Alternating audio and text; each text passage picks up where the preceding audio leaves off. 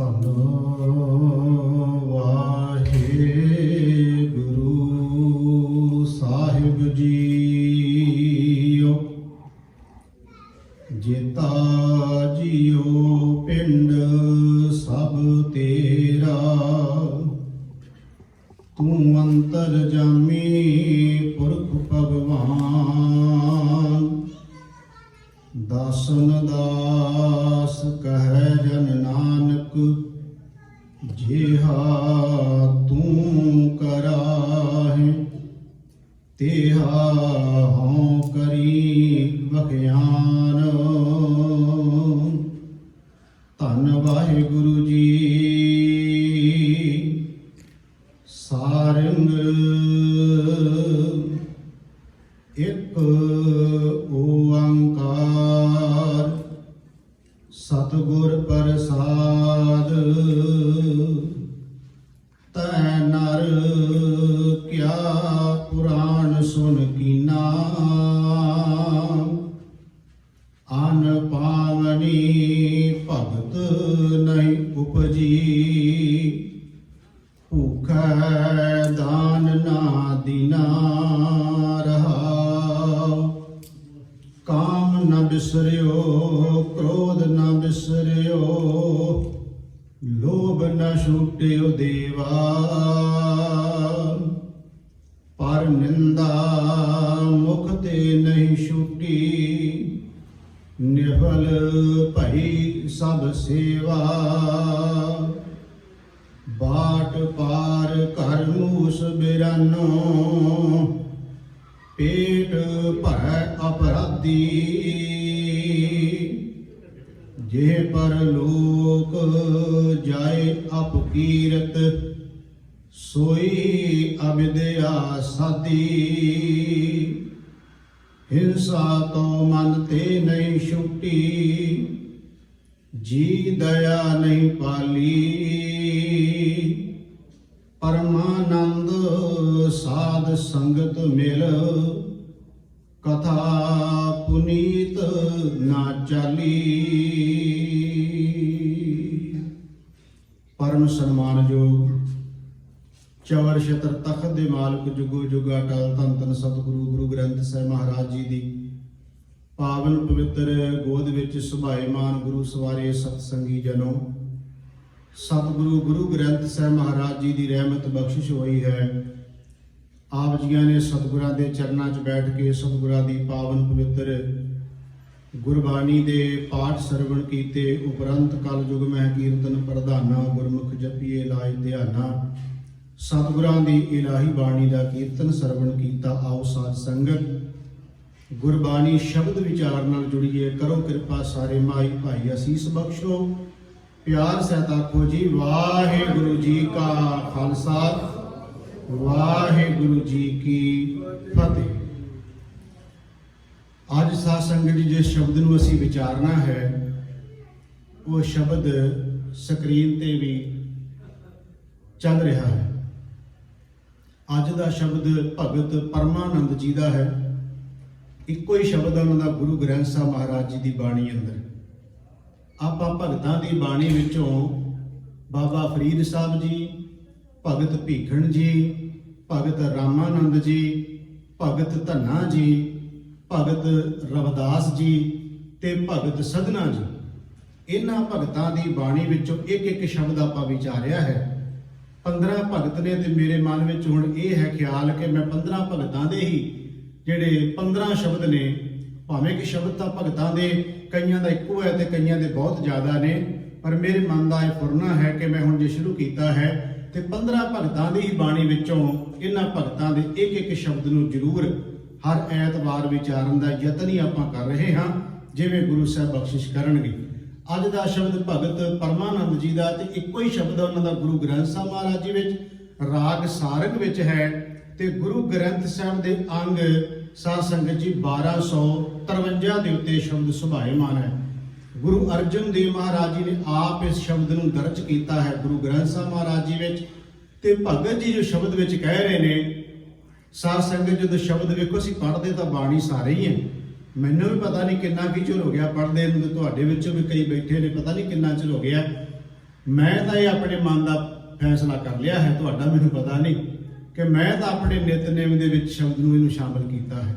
पिछले ਜਦੋਂ मैं 2 ਹਫ਼ਤਿਆਂ ਤੋਂ ਇਹਦੀ ਵਿਚਾਰ कर रहा, मैं ये नहीं कि कोई नितनेम बदल रहा, नितनेम तो अपना ਜਿਹੜਾ ਸਿੱਖ ਦਾ ਹੈਗਾ ਹੀ ਆ, ਬਾਣੀ ਜਿੰਨੀ ਪੜ੍ਹੋ ਚੰਗੀ ਗੱਲ ਹੈ, ਮਾੜੀ नहीं है। पर कई बार कोई शब्द ऐसे होंगे हैं जिहड़े मन नूं इस तरह अनियाले तीर वांगू जाके वजदे है, जे समझिए तां, ना समझिए तो पता नहीं पढ़ पढ़ गड्डी लदीए, पढ़ पढ़ भरीए खा दो तो फिर पता नहीं पढ़ पढ़ के किन्नियां गड्डियां लदियां ते लद रहे आपां। भगत जी की एक एक तुक आपां वेखांगे ना, एक एक शब्द नूं ऐ अनियाले तीर वांगू सानूं वजेगा। ते मेरी एक बेनती जरूर मान लियो, जे हथ जोड़ के ਐਂ ਸਮਝਿਓ ਵੀ ਸਾਰੇ ਇਹ ਸ਼ਬਦ ਸਾਨੂੰ ਕੁਝ ਕਹਿ ਰਿਹਾ। ਮੈਂ ਆਪਣੇ ਆਪ ਨੂੰ ਵਿੱਚ ਲੈ ਕੇ ਕਹਿ ਰਿਹਾ, ਨਹੀਂ ਕਿ ਬਾਹਰ ਰੱਖ ਕੇ। ਐਂ ਸਮਝਣ ਦੀ ਕੋਸ਼ਿਸ਼ ਕਰਾਂਗੇ ਕਿ ਇੱਕ ਇੱਕ ਸ਼ਬਦ ਭਗਤ ਜੀ ਦਾ ਹਰ ਕੋਈ ਪ੍ਰਾਣੀ ਜੀਵ ਇਹ ਸਮਝੇ ਵੀ ਮੈਨੂੰ ਕਹਿ ਰਹੇ ਨੇ ਭਗਤ ਜੀ। ਜੇ ਇਦਾਂ ਸਮਝਣ ਦੀ ਕੋਸ਼ਿਸ਼ ਕਰਾਂਗੇ ਨਾ, ਜੀਵਨ ਦੇ ਵਿੱਚ ਤਬਦੀਲੀ ਆ ਜਾਏਗੀ। ਭਗਤ ਕਬੀਰ ਸਾਹਿਬ ਦਾ ਇੱਕ ਬਚਨ ਹੈ, ਕਬੀਰ ਸਤਿਗੁਰ ਸੂਰਮੇ ਬਾਹਿਆ ਬਾਣ ਜੋ ਏਕ ਲਾਗਦੀ ਹੋਏ ਗਿਰ ਪਰਿਆ ਭਲਾ ਕਰੇ ਜੇ शेख। एक उन्होंने शब्द हो रहा कबीर साहब जी का, कबीर चोट सहेली सेल की लागत ले सास, चोट सहारे शब्द की तास गुरु मैं दास। कहते मैं वह दास बनने को तैयार हाँ, जे कोई गुरु का शब्द गुरु का वचन अपने हिरदे अंदर कह लगे, एक बार उन्होंने हिरदे तक पहुँच लैन देवे। जिवें बाहरी तलवार का फट होवे ओहदी इन्नी दर्द नहीं है, मिट जाता है। पर शब्द का सियाने आप कई बार कहने ना, आप कहने फलाने बंदे ने शब्द कहा सी अज तक याद है। कबीर साहब कहते कि इस शब्द नूं याद कर लिया तो गुरु का वचन मैनूं याद है। तो आओ भगत जी दी पहलियां रहाओ वालियां तुकां नूं विचारीए।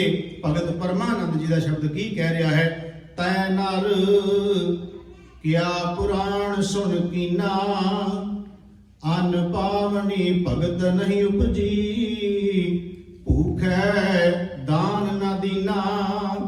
तै नर दे अर्थ हो गए। तै दा अर्थ साध संगत जी अलग अलग इलाकिਆਂ ਦੀਆਂ ਬੋਲੀਆਂ ਨੇ। ਮੈਨੂੰ ਇਸ ਗੱਲ ਦੀ ਪੂਰੀ ਜਾਣਕਾਰੀ ਤਾਂ ਨਹੀਂ, ਪਰ ਤੁਹਾਡੇ ਵਿੱਚ ਬਹੁਤ ਐਸੇ ਗੁਰਮੁਖ ਪਿਆਰੇ ਬੈਠੇ ਹੋਣਗੇ ਜਿਹਨੂੰ ਪਤਾ ਲੱਗ ਜਾਏਗਾ। ਕਈ ਇਲਾਕਿਆਂ ਦੇ ਵਿੱਚ ਆਪਾਂ ਕਹਿੰਦੇ ਆ ਤੈ ਗਿਆ ਨਹੀਂ ਉੱਥੇ, ਤੈ ਜਾਣਾ ਨਹੀਂ ਸੀ ਉੱਥੇ, ਤੈ ਕਿੱਥੋਂ ਆਇਆ, ਤੈ ਕਿੱਥੇ ਜਾਣਾ। ਕਈ ਇਲਾਕਿਆਂ ਨੇ ਕਿਹਾ ਤੂੰ ਕਿੱਥੋਂ ਆਇਆ, ਤੂੰ ਕਿੱਥੇ ਚੱਲਿਆ। ਕੁਝ ਇਲਾਕੇ ਕਹਿੰਦੇ ਨੇ ਤੁਸੀਂ ਕਿੱਥੋਂ ਆਏ ਹੋ, ਤੁਸੀਂ ਕਿੱਥੇ ਚੱਲੇ ਹੋ, ਤੁਸੀਂ ਕੀ ਖਾਓਗੇ। ਇਹ ਵੱਖ-ਵੱਖ ਇਲਾਕਿਆਂ ਦੇ ਵਿੱਚ ਉਹਦੇ ਅਰਥ ਇੱਕ ਹੀ ਨਿਕਲਣਗੇ। ਇਹਦੇ ਤੈ ਨਰ ਦਾ ਅਰਥ ਵੀ ਇੱਕ ਹੀ ਨਿਕਲਣਾ ਹੈ। ਇਹ ਉਸ ਇਲਾਕੇ ਦੀ ਬੋਲੀ ਜਿੱਥੇ ਭਗਤ ਜੀ ਨੇ ਸ਼ਬਦ ਵਰਤਿਆ। ਤੇ ਸਾਧ ਸੰਗਤ ਜੀ ਤੈ ਨਰ ਦਾ ਮਤਲਬ ਹੋ ਗਿਆ ਤੂੰ। ਹੁਣ ਅਸੀਂ ਕਿਸੇ ਨੂੰ ਤੂੰ ਕਹੀਏ ਤੇ ਕਈ ਵਾਰ ਬੰਦਾ ਬੁਰਾ ਮਨਾਉਂਦਾ, ਮੈਨੂੰ ਤੂੰ ਕਿਉਂ ਆਖਿਆ। ਮੈਂ ਕਹਿੰਦਾ ਗੁਰੂ ਗ੍ਰੰਥ ਸਾਹਿਬ ਜਦੋਂ ਵੇਖੀਏ ਨਾ ਤੇ ਮਾਰ ਕੇ ਤੂੰ ਮੇਰਾ ਪਿਤਾ, ਉੱਥੇ ਗੁਰੂ ਸਾਹਿਬ ਨੇ ਨਹੀਂ ਕਿਹਾ ਤੁਸੀਂ ਮੇਰੇ ਪਿਤਾ। ਤੂੰ ਸ਼ਬਦ ਮਾੜਾ ਨਹੀਂ ਹੈ, ਪਰ ਜਿੱਥੇ ਜਾ ਕੇ ਇੱਕ ਮਿਕ ਹੋਇਆ ਦੇ ਵਿੱਚੋਂ ਤੂੰ ਸ਼ਬਦ ਨਿਕਲਦਾ ਨਾ, ਉੱਥੇ ਜਿੱਥੇ ਇੱਕ ਅਵਸਥਾ ਹੋ ਜਾਂਦੀ ਉੱਥੇ ਜਾ ਕੇ ਨਿਕਲਦਾ ਹੈ। ਖੈਰ ਮੈਂ ਜਿਹੜੀ ਬੇਨਤੀ ਕਰਨ ਲੱਗਿਆ ਤੈ ਨਰ, ਹੁਣ ਨਰ ਸ਼ਬਦ ਜਦੋਂ ਆਇਆ ਨਾ ਤੇ ਇਹਦਾ ਅਰਥ ਇਹ ਨਾ ਕੱਢ ਲੈਣਾ ਵੀ ਹੁਣ ਕੇਵਲ ਮਰਦਾਂ ਨੂੰ, ਮਨੁੱਖ ਨੂੰ ਸੰਬੋਧਨ ਹੈ। ਨਰ ਦਾ ਮਤਲਬ ਹੋ ਗਿਆ ਸਾਰੇ ਜੀਵ, ਜਿਹਦੇ ਵਿੱਚ ਇਸਤਰੀ ਵੀ ਤੇ ਔਰਤ ਮਰਦ ਵੀ ਦੋਨੋਂ ਆ ਗਏ। ਭਗਤ ਜੀ ਕਹਿੰਦੇ ਤੈ ਨਰ, ਹੇ ਮਨੁੱਖ, ਹੇ ਜੀਵ, ਕਿਆ ਪੁਰਾਣ ਸੁਣ ਕੀਨਾ, ਕੀ ਕੀਤਾ ਤੂੰ ਹੁਣ ਤੱਕ ਸੁਣ ਕੇ। ਪੁਰਾਣ ਦਾ ਅਰਥ ਹੋ ਗਿਆ ਧਾਰਮਿਕ ਗ੍ਰੰਥ, ਪੁਰਾਣ ਦਾ ਅਰਥ ਹੋ ਗਿਆ ਧਾਰਮਿਕ ਗ੍ਰੰਥ, ਕਿਉਂਕਿ ਸਮੁੱਚੀ ਮਾਨਵਤਾ ਨੂੰ ਉਪਦੇਸ਼ ਹੈ ਨਾ। ਇਸ ਕਰਕੇ ਹਰ ਬੰਦਾ, ਹਰ ਜੀਵ ਨੂੰ ਇਹ ਸਮਝੇ ਜਿਸ ਉਹ ਮਤ ਤੇ ਧਰਮ ਦਾ ਹੈ, ਇਹ ਸਮਝੇ ਕਿ ਭਗਤ ਜੀ ਮੈਨੂੰ ਕਹਿੰਦੇ ਆ ਵੀ ਹੁਣ ਤੱਕ ਤੂੰ ਸੁਣ ਕੇ ਧਾਰਮਿਕ ਗ੍ਰੰਥਾਂ ਨੂੰ ਕੀਤਾ ਕੀ ਹੈ। ਤੈ ਨਰ ਕਿਆ ਪੁਰਾਣ ਸੁਣ ਕੀਨਾ, ਕੀ ਕੀਤਾ ਹੀ ਹੁਣ ਤੱਕ ਸੁਣਿਆ ਤੇ ਪੜਿਆ ਤੇ ਬਹੁਤ ਹੈ। ਆਹ ਕੰਮ ਨਹੀਂ ਤੂੰ ਕੀਤਾ। ਕਿਹੜਾ ਅੰਨ ਪਾਵਣੀ, ਅੰਨ ਦਾ ਸਾਧ ਸੰਗਤ ਜੀ ਪਾਵਣੀ ਦਾ ਅਰਥ ਹੈ ਪਵਿੱਤਰ। ਅੰਨ ਦਾ ਅਰਥ ਹੋ ਗਿਆ ਜੋ ਨਾਸ਼ਵੰਤ ਨਹੀਂ ਹੈ। ਪਾਵਣੀ ਨੂੰ ਕਹਿੰਦੇ ਨੇ ਨਾਸ਼ਵੰਤ ਨਹੀਂ, ਜੋ ਸਦੀਵੀ ਹੈ, ਸਦਾ ਹੈ। ਅੰਨ ਪਾਵਣੀ ਦੇ ਅਰਥ ਕੀਤੇ ਨੇ ਵਿਦਵਾਨਾਂ ਨੇ, ਨਾ ਨਾਸ਼ਵੰਤ ਹੋਣ ਵਾਲੀ ਪਰਮਾਤਮਾ ਦੀ ਭਗਤੀ ਜੋ ਸਦੀਵੀ ਹੈ। ਇਹੋ ਕਹਿ ਲਓ ਜਿਹੜਾ ਪਰਮਾਤਮਾ ਸਦੀਵੀ ਹੈ, ਜੁਗੋ ਜੁਗ ਅਟਲ ਹੈ, ਉਹਦੀ ਭਗਤੀ, ਉਹਦੀ ਬੰਦਗੀ, ਉਹਦਾ ਨਾਮ ਵੀ ਸਦਾ ਅਟਲ ਹੈ। ਅੰਨ ਪਾਵਣੀ ਭਗਤ ਨਹੀਂ ਉਪਜੀ, ਤੇਰੇ ਅੰਦਰੋਂ ਪੈਦਾ ਨਹੀਂ ਹੋਈ। ਤੇ ਅਗਲਾ ਬਚਨ ਹੈ ਭੂਖੈ ਦਾਨ ਨਾ ਦੀਨਾ। ਇਸ ਦਾ ਸਭ ਨੂੰ ਸਮਝ ਆ ਗਿਆ ਕੀ ਕਿਹਾ ਭਗਤ ਜੀ ਨੇ। ਭੁੱਖੇ ਦਾਨ ਦਾ ਅਰਥ ਹੋ ਗਿਆ ਤੂੰ ਕਿਸੇ ਭੁੱਖੇ ਨੂੰ ਦਿੱਤਾ ਕੁਝ ਨਹੀਂ। ਇੱਥੇ ਭੁੱਖੇ ਦਾਨ ਦੇ ਅਰਥ ਇਹ ਨਹੀਂ ਕਰਾਂਗੇ ਕਿ ਤੂੰ ਕਿਸੇ ਬੰਦੇ ਨੂੰ ਰੋਟੀ ਨਹੀਂ ਖਵਾਈ, ਭੁੱਖ ਦੀ ਗੱਲ ਜੂ ਆਈ। ਭੁੱਖੇ ਦਾਨ ਦਾ ਅਰਥ ਹੋ ਗਿਆ ਕਿ ਤੂੰ ਆਪਣੇ ਜੀਵਨ ਵਿੱਚ ਪਰਉਪਕਾਰੀ ਸੁਭਾਅ ਕਿਉਂ ਨਹੀਂ ਬਣਾਇਆ। ਭੁੱਖੇ ਦਾਨ ਦੇ ਵਿੱਚ ਸਾਰੀਆਂ ਗੱਲਾਂ ਆ ਜਾਣਗੀਆਂ। ਤੂੰ ਕਿਸੇ ਰੋਗੀ ਦਾ ਇਲਾਜ ਨਹੀਂ ਕਰਵਾਇਆ, ਤੂੰ ਕਿਸੇ ਜਿਹੜਾ ਨਗਨ ਬੰਦਾ ਉਹਨੂੰ ਤਨ ਤੇ ਢੱਕਣ ਵਾਸਤੇ ਕੱਪੜਾ ਨਹੀਂ ਦਿੱਤਾ, ਤੂੰ ਕਿਸੇ ਨੂੰ ਘਰ ਬਣਾ ਕੇ ਨਹੀਂ ਦਿੱਤਾ। ਇਹ ਸਾਰੀਆਂ ਗੱਲਾਂ ਵਿੱਚ ਆ ਜਾਣਗੀਆਂ। ਭੁੱਖੇ ਦਾਨ ਦਾ ਅਰਥ ਹੋ ਗਿਆ ਤੂੰ ਆਪਣੇ ਜੀਵਨ ਵਿੱਚ ਪਰਉਪਕਾਰੀ ਸੁਭਾਅ ਨਹੀਂ ਬਣਾਇਆ, ਤੂੰ ਕਿਸੇ ਦਾ ਭਲਾ ਨਹੀਂ ਕੀਤਾ ਸਮਾਜ ਸੰਸਾਰ ਦੇ ਅੰਦਰ। ਹੇ ਮਨੁੱਖ, ਤੇ ਦੱਸ ਤੂੰ ਕੁਰਾਨ ਸੁਣ ਕੇ ਕੀ ਕੀਤਾ। ਇਸ ਸ਼ਬਦ ਨੂੰ ਅਸੀਂ ਗੁਰੂ ਗ੍ਰੰਥ ਸਾਹਿਬ ਚੋਂ ਖੋਲਾਂਗੇ। ਸਤਿਗੁਰੂ ਗਰੀਬ ਨਿਵਾਸ ਸੱਚੇ ਪਾਤਸ਼ਾਹ ਮਹਾਰਾਜ ਜੀ ਦੀ ਬਾਣੀ ਅੰਦਰ ਬਹੁਤ ਸ਼ਬਦ ਨੇ ਜਿਹਦੇ ਵਿੱਚ ਮੇਰੇ ਸਾਹਿਬ ਜੀ ਕਹਿੰਦੇ ਨੇ ਮਨੁੱਖ ਪੜ੍ਹਦਾ ਬਹੁਤ ਹੈ, ਸੁਣਦਾ ਬਹੁਤ ਹੈ, ਪਰ ਅਸਰ ਨਹੀਂ ਕਰ ਰਿਹਾ। ਸਤਿਗੁਰੂ ਮਹਾਰਾਜ ਜੀ ਦਾ ਬਚਨ ਹੈ ਗਰੀਬ ਨਿਵਾਸ ਸੱਚੇ ਪਾਤਸ਼ਾਹ ਜੀ ਦਾ। ਭਗਤ ਰਵਿਦਾਸ ਜੀ ਕਹਿੰਦੇ ਨੇ ਪੜ੍ਹੀਏ ਗੁਣੀਏ ਨਾਮ ਸਭ ਸੁਣੀਏ। ਗੁਣਨ ਦਾ ਅਰਥ ਹੁੰਦਾ ਵਿਚਾਰਨਾ। ਭਗਤ ਰਵਿਦਾਸ ਜੀ ਕਹਿੰਦੇ ਪੜ੍ਹੀਏ ਗੁਣੀਏ ਨਾਮ ਸਭ ਸੁਣੀਏ। ਅਨਭਉ ਭਾਵ ਨਾ ਦਰਸੈ, ਤੇਰੇ ਅੰਦਰ ਅਨੁਭਵ ਦਾ ਪ੍ਰਕਾਸ਼ ਨਹੀਂ ਹੋਇਆ, ਤੈਨੂੰ ਪਰਮਾਤਮਾ ਵਾਹਿਗੁਰੂ ਨਾਲ ਪ੍ਰੇਮ ਨਹੀਂ ਬਣਿਆ। ਤੇ ਅੱਗੀ ਦੀ ਤੁਕ ਵਿੱਚ ਕਹਿੰਦੇ ਨੇ ਭਗਤ ਰਵਿਦਾਸ ਜੀ ਕਹਿੰਦੇ ਨੇ ਹੇ ਮਨੁੱਖ ਲੋਹਾ ਕੰਚਨ ਹਿਰਨ ਹੋਏ ਕੈਸੈ, ਜੋ ਪਾਰਸੈ ਨਾ ਪਰਸੈ। ਲੋਹਾ ਸਮਝ ਗਏ, ਕੰਚਨ ਸੋਨਾ। ਜਦੋਂ ਤੱਕ ਲੋਹਾ ਪਾਰਸ ਨਾਲ ਨਹੀਂ ਛੂਏਗਾ ਉਨੀ ਦੇਰ ਤੱਕ ਉਹ ਸੋਨਾ ਨਹੀਂ ਬਣੇਗਾ। ਇਹਦਾ ਅਰਥ ਹੋ ਗਿਆ ਹੇ ਮਨ ਤੂੰ ਬੜਾ ਪੜ੍ਹਦਾ ਤੇ ਬੜਾ ਸੁਣਦਾ, ਪਰ ਤੇਰਾ ਮਨ ਜਦ ਤੱਕ ਗੁਰੂ ਸ਼ਬਦ ਪਾਰਸ ਨਾਲ ਨਹੀਂ ਜੁੜਦਾ ਇਹਦੇ ਅੰਦਰ ਸ਼ੁਭ ਗੁਣ ਪੈਦਾ ਨਹੀਂ ਹੋਣਗੇ। ਸਤਿਗੁਰੂ ਗਰੀਬ ਨਿਵਾਸ ਸੱਚੇ ਪਾਤਸ਼ਾਹ ਮਹਾਰਾਜ ਜੀ ਦੀ ਬਾਣੀ ਵਿੱਚ ਭਗਤ ਕਬੀਰ ਸਾਹਿਬ ਜੀ ਕਹਿੰਦੇ ਨੇ ਇਸ ਸੰਬੰਧ ਵਿੱਚ। ਭਗਤ ਕਬੀਰ ਸਾਹਿਬ ਕਹਿੰਦੇ ਕਿਆ ਪੜ੍ਹੀਐ ਕਿਆ ਗੁਣੀਐ ਕਿਆ ਵੇਦ ਪੁਰਾਣਾ ਸੁਣੀਏ। ਤੁਕ ਧਿਆਨ ਵਿੱਚ ਰੱਖਿਓ ਭਗਤ ਪਰਮਾਨੰਦ ਜੀ ਦੀ ਰਹਾਉ ਵਾਲੀ। ਤੈ ਨਰ ਕਿਆ ਪੁਰਾਣ ਸੁਣ ਕੀਨਾ। ਤੇ ਭਗਤ ਕਬੀਰ ਸਾਹਿਬ ਕੀ ਕਹਿੰਦੇ ਨੇ ਕਿਆ ਪੜ੍ਹੀਏ ਕਿਆ ਗੁਣੀਐ ਕਿਆ ਵੇਦ ਪੁਰਾਣਾ ਸੁਣੀਏ। ਕੀ ਕੀਤਾ ਤੂੰ ਹੁਣ ਤੱਕ ਪੜ੍ਹ ਕੇ, ਤੇ ਕੀ ਕੀਤਾ ਹੁਣ ਤੱਕ ਵਿਚਾਰ ਕੇ। ਪੜ੍ਹੀਏ ਗੁਣੀ ਕਿਆ ਪੜ੍ਹੀਏ ਕਿਆ ਗੁਣੀਐ ਕਿਆ ਵੇਦ ਪੁਰਾਣਾ ਸੁਣੀਏ। ਪੜ੍ਹੇ ਸੁਣੇ ਕਿਆ ਹੋਈ ਤੈ ਨਰ ਕਿਆ ਪੁਰਾਣ ਸੁਣ ਕੀਨਾ।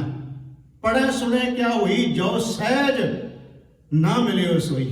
ਤੈਨੂੰ ਸਹਿਜ ਨਹੀਂ ਆਇਆ, ਤੇਰੇ ਅੰਦਰ ਅਡੋਲਤਾ ਨਹੀਂ ਆਈ। ਦੱਸ ਤੂੰ ਹੁਣ ਤੱਕ ਪੜ੍ਹਿਆ ਬੜਾ ਤੇ ਸੁਣਿਆ ਬੜਿਆ, ਤੇਰੇ ਅੰਦਰ ਤੇ ਅਡੋਲਤਾ ਕੋਈ ਨਹੀਂ ਆਈ। ਸਾਧ ਸੰਗਤ ਜਦੋਂ ਅਡੋਲਤਾ ਦੀ ਗੱਲ ਵੇਖਣੀ ਹੋਵੇ ਨਾ ਤੇ ਗੁਰੂ ਗ੍ਰੰਥ ਸਾਹਿਬ ਮਹਾਰਾਜ ਜੀ ਦੀ ਬਾਣੀ ਵਿੱਚ ਬੜੇ ਸ਼ਬਦ ਨੇ। ਥਿਰ ਘਰ ਬੈਸੋ ਹਰ ਜਨ ਪਿਆਰੇ, ਸਤਿਗੁਰ ਤੁਮਰੇ ਕਾਸ਼ਵਰ। ਥਿਰ ਘਰ ਦਾ ਮਤਲਬ ਟਿਕ ਜਾ ਇੱਕ ਜਗ੍ਹਾ ਦੇ ਉੱਤੇ।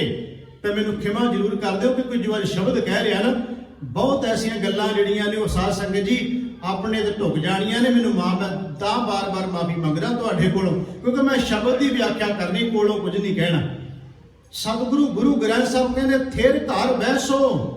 ਤੂੰ ਥਿਰ ਘਰ ਵਿੱਚ ਬੈਠਿਆ ਨਹੀਂ ਤੇ ਡੋਲ ਤੇਰੀ ਭਟਕਣਾ ਇੰਨੀ ਵੱਧ ਗਈ ਸਿੱਖਾਂ ਦੇ ਅੰਦਰ। ਭਟਕਣਾ ਟਿਕਾ ਹੀ ਕੋਈ ਨਹੀਂ ਹੁੰਦਾ। ਭਟਕਣਾ ਦਾ ਮਤਲਬ ਹੈ ਇੱਕ ਥਾਂ ਤੇ ਭਰੋਸਾ ਵਿਸ਼ਵਾਸ ਹੀ ਨਹੀਂ ਸਿੱਖ ਦਾ ਰਿਹਾ। ਅੱਜ ਮੈਨੂੰ ਖਿਮਾ ਕਰਿਓ ਜਿਹੜੇ ਹਜ਼ੂਰ ਸਾਹਿਬ ਵਾਲੇ ਨੇ ਨਾ, ਉਹ ਅਰਦਾਸ ਕਰਦੇ ਆ, ਕਹਿੰਦੇ ਅਸੀਂ ਅੰਮ੍ਰਿਤਸਰ ਜਾ ਕੇ ਅਖੰਡ ਪਾਠ ਕਰਾਉਣਾ।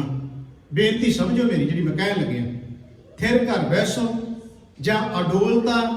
ਕਿਆ ਪੜ੍ਹੀਏ ਕਿਆ ਗੁਣੀਏ ਕਿਆ ਵੇਦ ਪੁਰਾਣਾ ਸੁਣੀਏ। ਪੜ੍ਹੇ ਸੁਣੇ ਕਿਆ ਹੋਈ ਜੋ ਸਹਿਜ ਨਾ ਮਿਲਿਓ ਸੋਈ। ਮਨੁੱਖਾ ਤੇਰੇ ਅੰਦਰ ਸਹਿਜ ਨਹੀਂ ਆਇਆ, ਅਡੋਲਤਾ ਨਹੀਂ ਆਈ। ਹਜ਼ੂਰ ਸਾਹਿਬ ਵਾਲੇ ਕਹਿੰਦੇ ਆ ਅਸੀਂ ਅੰਮ੍ਰਿਤਸਰ ਅਖੰਡ ਪਾਠ ਕਰਾਉਣਾ, ਉੱਥੇ ਸੁਖਣਾ ਸੁਖੀ ਹੈ। ਤੇ ਅੰਮ੍ਰਿਤਸਰ ਵਾਲੇ ਕਹਿੰਦੇ ਆ ਕਿ ਅਸੀਂ ਅਨੰਦਪੁਰ ਸਾਹਿਬ ਅਖੰਡ ਪਾਠ ਕਰਾਉਣਾ, ਉੱਥੇ ਸੁਖਣਾ ਸੁਖੀ ਹੈ। ਤੇ ਅਨੰਦਪੁਰ ਸਾਹਿਬ ਵਾਲਿਆਂ ਦੇ ਪਟਨਾ ਸਾਹਿਬ ਚੱਲੇ ਆ, ਤੇ ਪਟਨਾ ਸਾਹਿਬ ਵਾਲਿਆਂ ਦੇ ਦਮਦਮਾ ਸਾਹਿਬ ਚੱਲੇ ਆ। ਦਮਦਮਾ ਸਾਹਿਬ ਵਾਲਿਆਂ ਦੇ ਤਰਨ ਤਾਰਨ ਪਾਠ ਰਖਾਉਣਾ। ਤਰਨ ਤਾਰਨ ਵਾਲੇ ਕਹਿੰਦੇ ਆ ਬਾਬਾ ਬੁੱਢਾ ਸਾਹਿਬ ਝਬਾਲ ਪਾਠ ਰਖਾਉਣਾ। ਤੇ ਬਾਬਾ ਬੁੱਢਾ ਸਾਹਿਬ ਵਾਲੇ ਆਂਦੇ ਆ ਕਿ ਸੁਲਤਾਨਪੁਰ ਲੋਧੀ ਕਰਾਉਣਾ। ਤੇ ਸੁਲਤਾਨਪੁਰ ਲੋਧੀ ਵਾਲਿਆਂ ਦੇ ਗੋਇੰਦਵਾਲ ਕਰਾਉਣਾ। ਤੇ ਗੋਇੰਦਵਾਲ ਵਾਲੇ ਕਹਿੰਦੇ ਆ ਖਡੂਰ ਸਾਹਿਬ ਕਰਾਉਣਾ। ਕਿਉਂ? ਕਿਉਂਕਿ ਗੁਰੂ ਰਾਮਦਾਸ ਅੰਮ੍ਰਿਤਸਰ 'ਚ ਬੈਠੇ ਆ, ਗੁਰੂ ਗੋਬਿੰਦ ਸਿੰਘ ਹਜ਼ੂਰ ਸਾਹਿਬ ਬੈਠੇ ਆ, ਗੁਰੂ ਅਮਰਦਾਸ ਗੋਇੰਦਵਾਲ ਸਾਹਿਬ ਹੈ, ਗੁਰੂ ਅੰਗਦ ਸਾਹਿਬ ਖਡੂਰ ਸਾਹਿਬ ਨੇ। ਤੇ ਸਾਧ ਸੰਗਤ ਜੀ ਬਾਕੀ ਗੁਰੂ ਕਿੱਥੇ ਚਲੇ ਗਏ? ਗੁਰੂ ਤੇਗ ਬਹਾਦਰ ਸਾਹਿਬ ਦਿੱਲੀ ਚਲੇ ਗਏ, ਗੁਰੂ ਹਰਰਾਏ ਸਾਹਿਬ ਕੀਰਤਪੁਰ ਨੇ, ਤੇ ਗੁਰੂ ਹਰਗੋਬਿੰਦ ਮਹਾਰਾਜ ਜੀ ਉਹਨਾਂ ਨੂੰ ਕਿੱਥੇ? ਉਹਨਾਂ ਨੂੰ ਫਿਰ ਅਕਾਲ ਤਖਤ ਸਾਹਿਬ ਕਵਾਂਗੇ, ਕਿੱਥੇ ਕਵਾਂਗੇ? ਬਾਕੀ ਗੁਰੂ ਸਾਹਿਬ। ਮੈਂ ਜਿਹੜੀ ਬੇਨਤੀ ਕਰ ਰਿਹਾ ਭਾਵਨਾ ਨੂੰ ਸਮਝਣ ਦੀ ਕੋਸ਼ਿਸ਼ ਕਰਿਓ। ਸਿੱਖਾਂ ਦੀ ਅੱਜ ਹਾਲਤ ਕੀ ਹੋ ਗਈ?